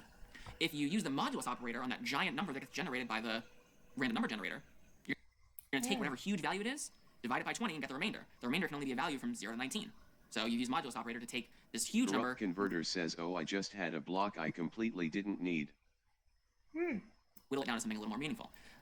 I'm pretty sure you'll be able to use both of those at some point in the future in CS50. So C also gives us a way to apply an arithmetic operator to a single variable in a little more shorthand way. So on the previous slide, we saw x equals x times 5. That worked. X times 5 then gets stored back in x. There's a shorter way to do it, though, and this is the syntax x times equals 5. It's the same exact thing as saying x equals x times 5. It's just a slightly shorter way to do it. And when you see some distribution code or you see some sample code that does things like this, just be familiar with what the syntax means. You certainly don't have to use it, but if you do, it might make your code look a little slicker. And know that you can also use any of the different operators we've already seen before instead of times. So you could say x plus equals 5, minus equals 5, times, divide, and mod. All of those work. There's also something that's so common in C that we've decided to refine that even further. Incrementing a variable by 1 or decrementing a variable by 1 is such a common thing, especially when we talk about loops a little later on, that we've decided that instead of saying something like x plus equals 1 or x equals x plus 1, we've even shorthanded that to x plus plus. So x equals x plus 1, x plus equals 1, and x plus plus all do the same thing. They all increment x by 1. That incrementing and decrementing by 1 is so common that we have plus plus and minus minus that allow us to shorthand that even further. So let's switch gears for a second and talk about Boolean expressions, all of which are also kind of fall into the overall category of operators. But Boolean expressions, unlike arithmetic operators, are used for comparing values. So again, all Boolean expressions in C evaluate to one of two possible values. We're called true or false. That's the only two values a Boolean variable can take on. We can use the results of a Boolean expression in a lot of ways in programming. In fact, you'll be doing this quite a lot. For example, we might decide, well, if some condition is true, maybe I'll take this branch down my code, a conditional, so to speak, and we'll learn about those soon too. Or maybe, as long as this is true, I want to keep doing this over and over and over, a loop. In both cases, know that we're using a Boolean expression, a true or false, to decide whether or not to take a particular path. Sometimes when we're working with Boolean expressions, we will use variables of type bool. You might have declared a bool type variable, and you'll use it in your Boolean expression, but you don't always have to. As it turns out, in C, every non-zero value is the same as saying use it in your Boolean. Sometimes when we're working with Boolean expressions, we will use variables of type bool. You might have declared a bool type variable, and you'll use it in your Boolean expression, but you don't always have to.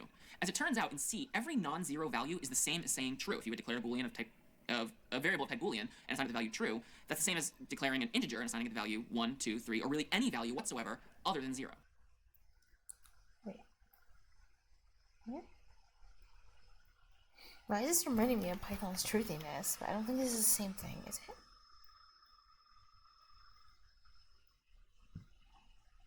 Non-zero value is the same as saying true. If you would declare a Boolean of a variable of type Boolean and assign it the value true, that's the same as declaring an integer and assigning it the value 1, 2, 3, or really any value whatsoever other than 0. Because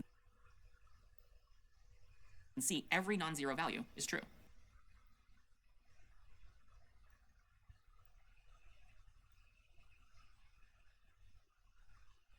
Zero, on the other hand, is false. This might come in handy later on to know. I wonder how that's different from truthiness. But just something to keep in mind. We don't always have to use Boolean type variables when we are working with Boolean expressions. There are two main types of Boolean expressions that we'll work with: logical operators and relational operators. The language there is not terribly important. It's really just how I'm grouping them. And you'll certainly, I think, quickly realize what a relational operator is based on what they are when we talk about them in a second. But don't worry about necessarily memorizing the term logical operator or relational operator. I'm just using it to group them in a logical way. So let's take a look at the three logical operators that we'll see quite a bit in programming in CS50 and programming more generally. Logical AND is true if and only if both operands are true. Otherwise false.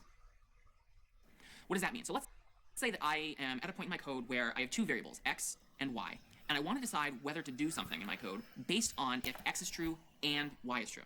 I only want to do it if both of them are true. Otherwise, I don't want to go down that path because it's not going to help me. What I can say is if x ampersand ampersand y. That will be a logical Boolean expression comparing x and y and taking a certain path based on what their values are. So if x is true and y is true based on this truth table here, only then will we go down that path if x ampersand ampersand y. It's only true. The AND is only true if x is true and y is true. If either one of them is false, as we see in the truth table, then both x and y are not true, and so x ampersand ampersand y is false. Logical OR is true if and only if at least one operand is true, otherwise false. So logical AND required both x and y to be true. Logical OR requires x to be true, or y to be true, or both x and y to be true. So again, we kind of find ourselves in a situation where we're going through our code, and we've reached a fork in the road, and we want to go down a particular path if x is true, or if y is true. But not necessarily if both are true, but possibly if both are true. So if x is true and y is true, we'll go down the path. X is true, one of them is true, right? If x is true and y is true. If x is true and y is false, one of them is still true, so x or y is still true. If x is false and y is true, no, one of them is still true, right? Y is true in this case, so it's true that x or y. Corrupt Converter says, Only what if the x is fuck false am I looking at LMAO? y is false, do we not go down that path? Because neither x nor y is true. Now, if you're looking at the screen right now and wondering what that symbol is for logical OR, it's called the vertical bar. And if you look at your keyboard for a minute, as I'm doing now, it's usually just above the enter key Corrupt on most Converter keyboards. says, hold on, I don't know what this question is even asking of me yet. On the same key as the backslash. It's also usually right next to the square brackets. So it might be a key that you haven't typed very much in the past. But if you're ever doing logical comparisons, as we'll be doing a lot in the course, it's going to be useful to find that key and use it. So it's usually on the same key as backslash, just above enter. The final logical operator is not, and not's pretty straightforward. It inverts the value of its operand. If x is true, then not x is false. If x is false, then not x is true.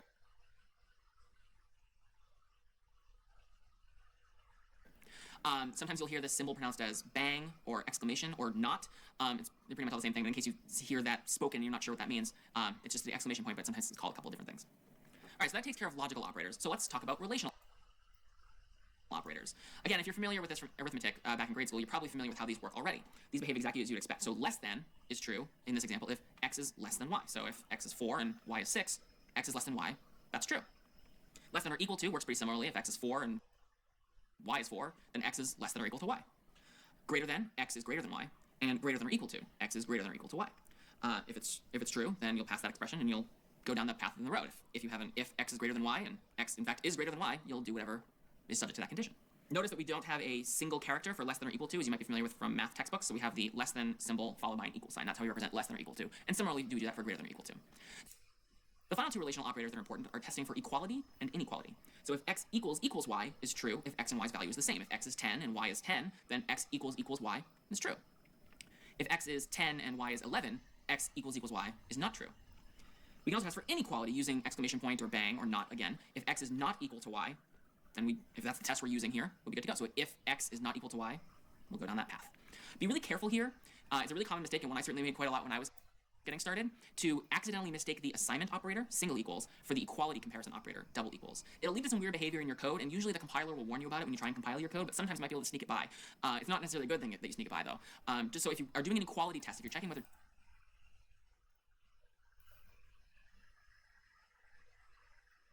two different variables have the same value inside of them, that you sneak it by your code, and usually the compiler will warn you about it when you try and compile your code, but sometimes you might be able to sneak it by. It's not necessarily a good thing that you sneak it by, though. Just so if you are doing an equality test, if you're checking whether two different variables have the same value inside of them, make sure to use equals equals and not single equals, and that way your program will have the behavior you intend. I'm Doug Lloyd, and this is CS50.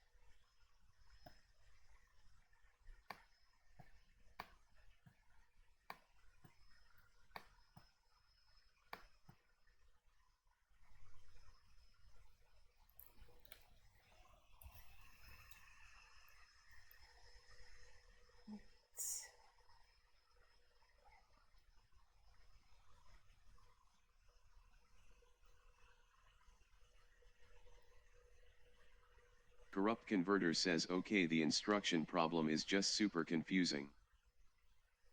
Instruction problem. Oh, you got there. Nice.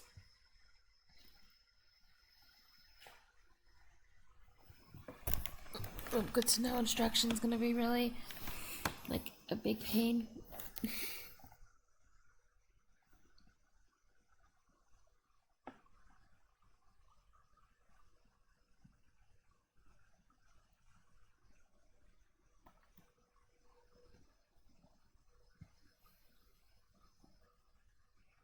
How did I get this wrong?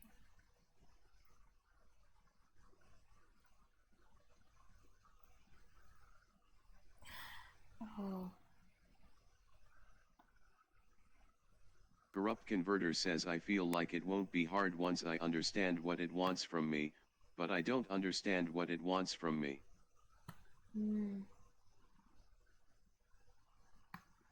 Yeah, Corrupt Converter says it wants like 10 different things at the same time. the ESR latch, like the instructions are really bad for it. I don't think it explained. Well, it was just really confusing the way they explained it. They could have clarified it better, like the way you explain it, where it's like the order of SR matters. If you go SR or RS, matters made it clear what they wanted. I meant to put 8.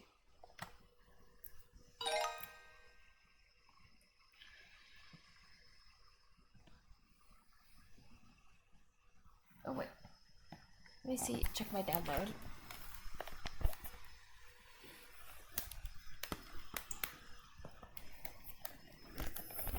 Oh, nice.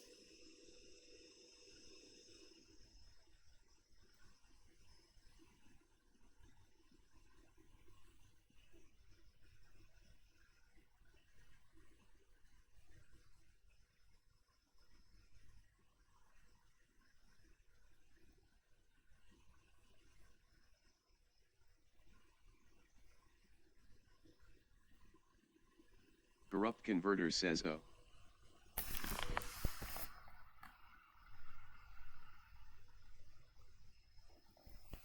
Corrupt Converter says I think I know what it wants. Oh, good.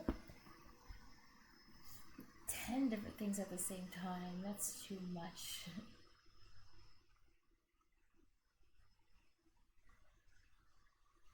Too much.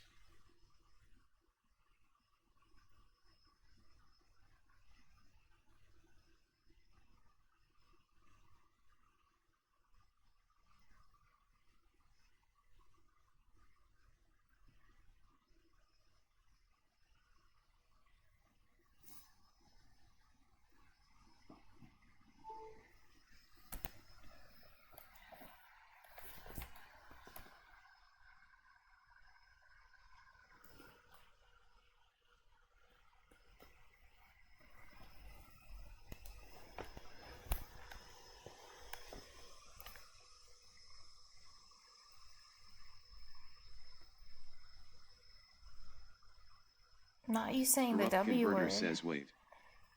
You said the W word.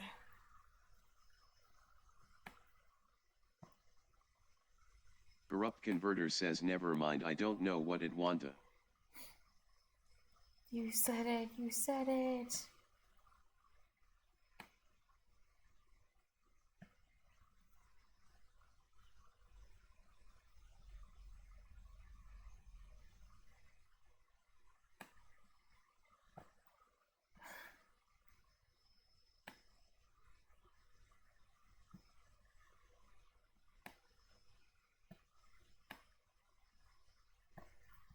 Did they not give you a list of like tests?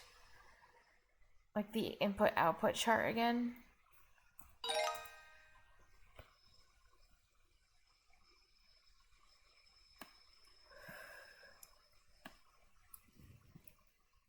I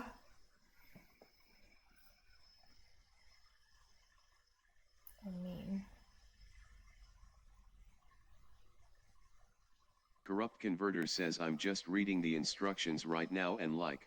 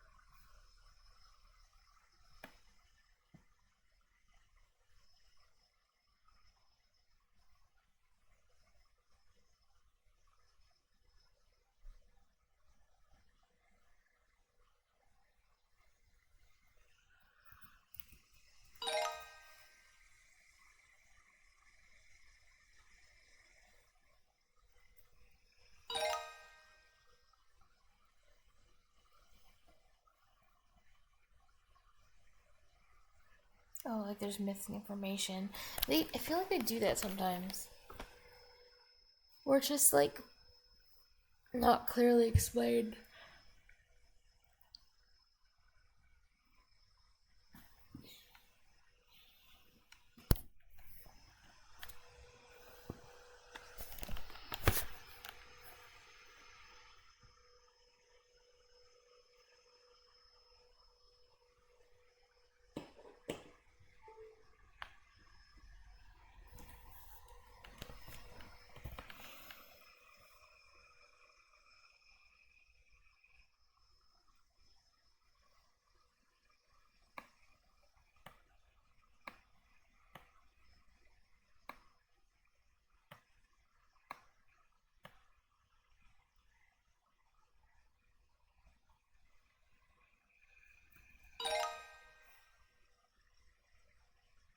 Corrupt converter says it tells me that A, D, and asterisk A inputs are the values of the registers, but it doesn't tell me what it wants the output A, D, and asterisk A values to be exactly.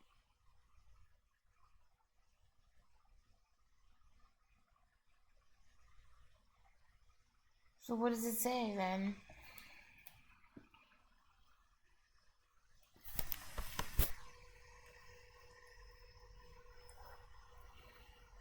Unless you're trying to make the registers. Or I don't know.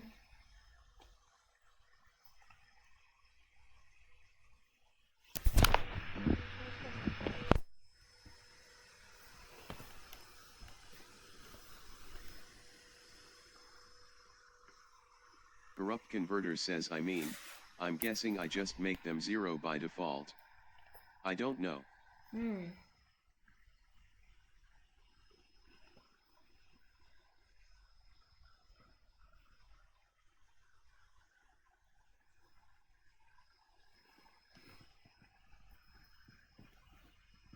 Wait a second.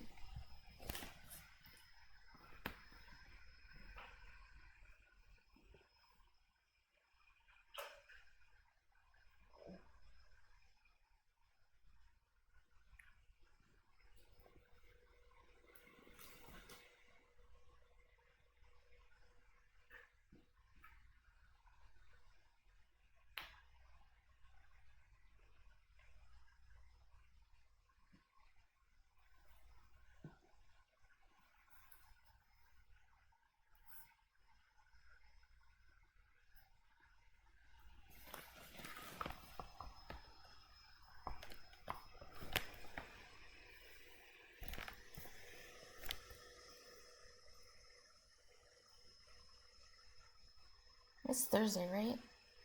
Yeah.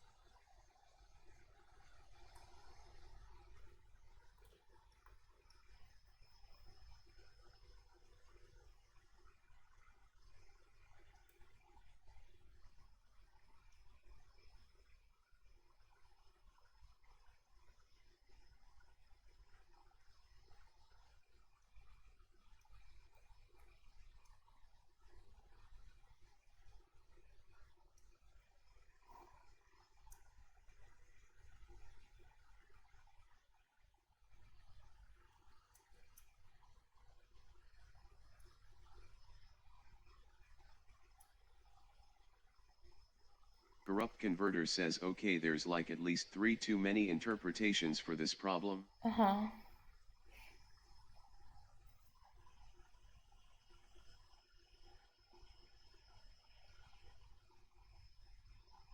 Corrupt converter says this is actually fucking stupid.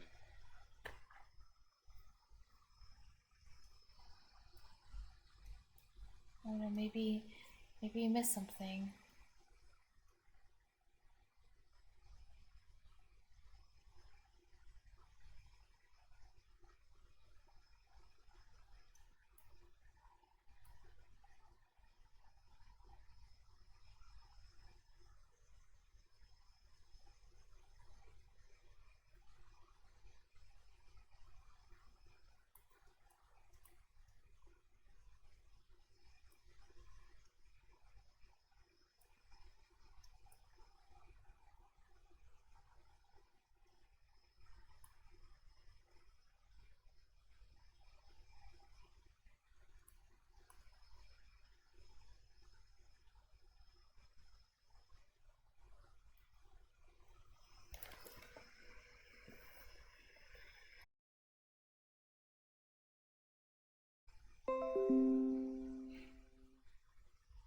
I have no idea why it does that.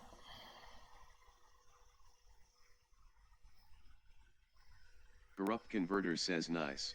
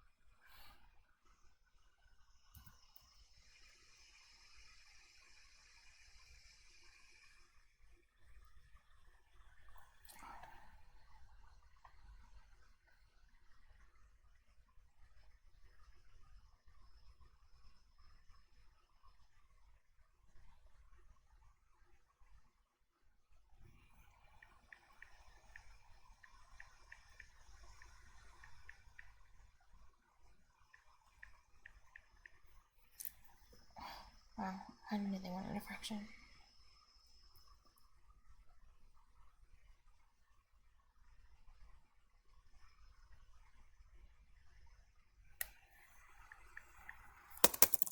Oh my god.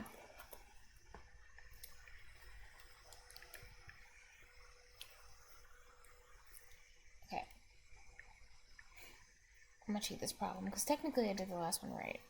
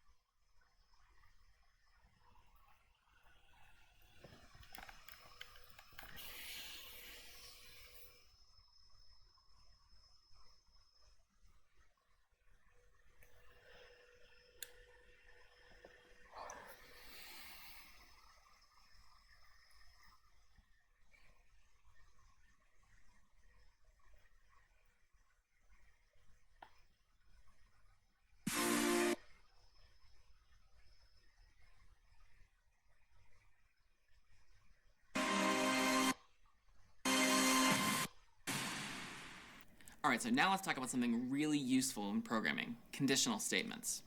So conditional expressions allow your programs to make decisions and take different forks in the road, something I alluded to a little earlier, depending on the values of variables or based on what the user inputs.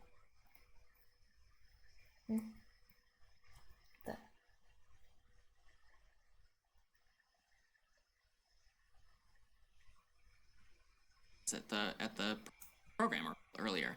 Allow your programs to make decisions and take different forks in the road, something I alluded to a little earlier. Depending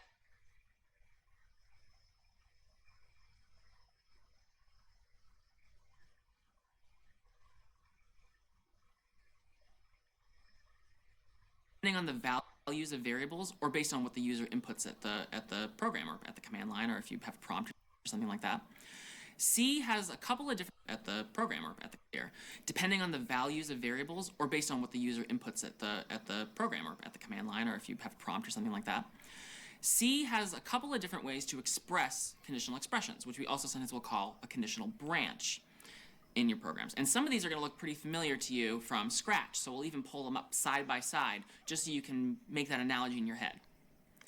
So if is a pretty simple conditional. If you recall from scratch on the right here, you could fill in that hexagon with a Boolean expression, if mouse down, or if x is less than 10, or something like that. And then if x was less than 10, or if the mouse was in fact down, all of the code inside of the puzzle piece would execute all the things that fit inside that C shape. Rightward arrow me. Similarly, what gets output to this thing you want me to output to? The level, something.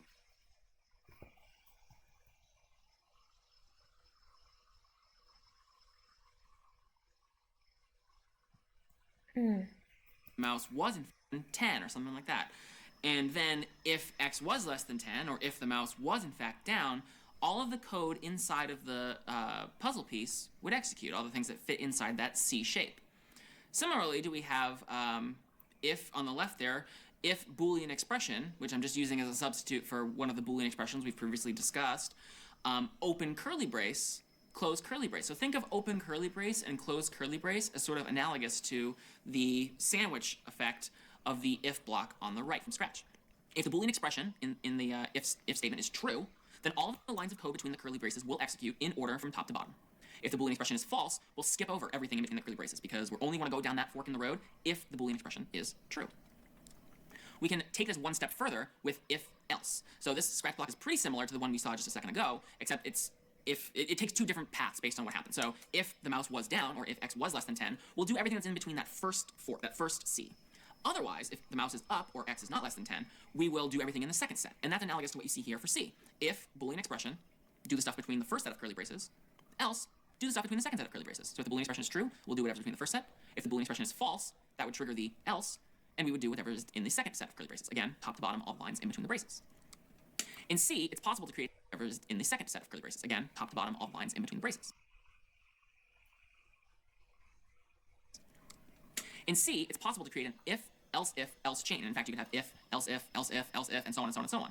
In Scratch, this required nesting the blocks. You had an if else, and then you had to put another one inside of the else, and so on and so on. It got kind of nested and complicated. But C, we don't have to do that. We can actually just have it be a chain like this.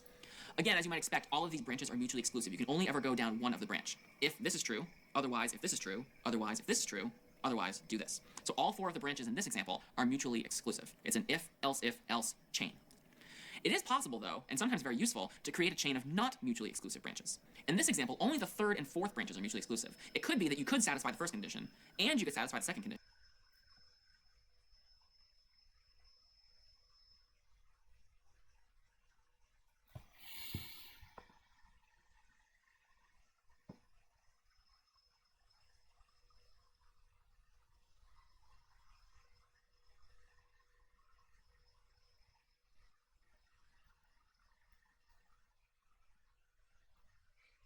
Oh.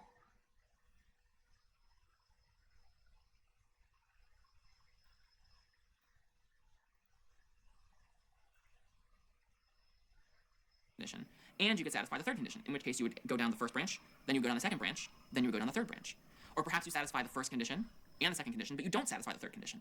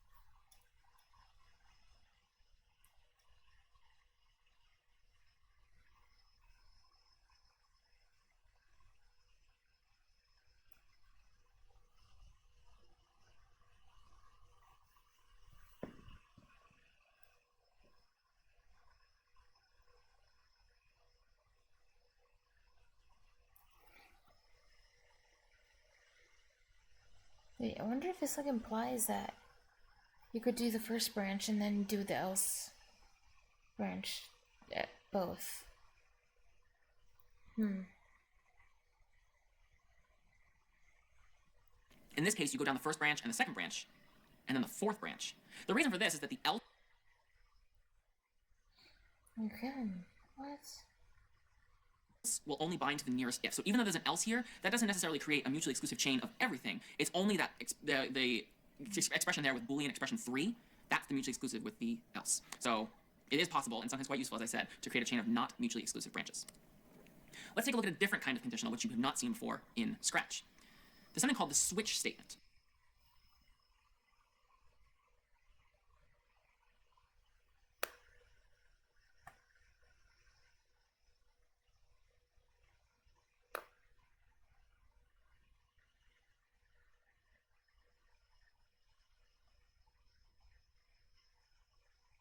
The switch statement is kind of neat because it's a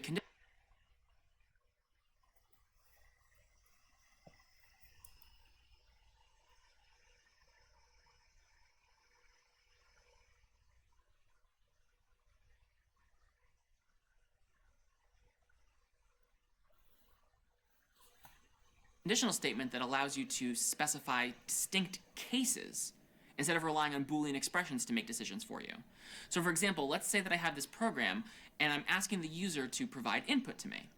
So I say int x equals getInt, and if you're not familiar yet, getInt is a function that is also included in the CS50 library. So if you #include cs50.h, you'll have access to getInt and all of its cousins, getFloat, getString, and so on.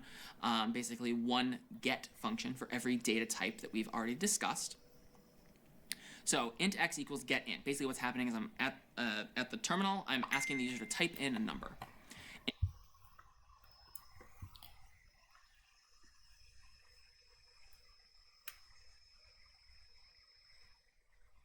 Okay, gotta go, guys.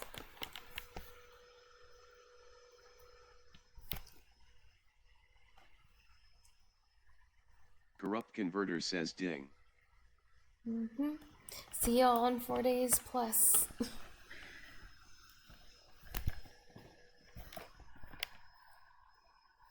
yeah, bye.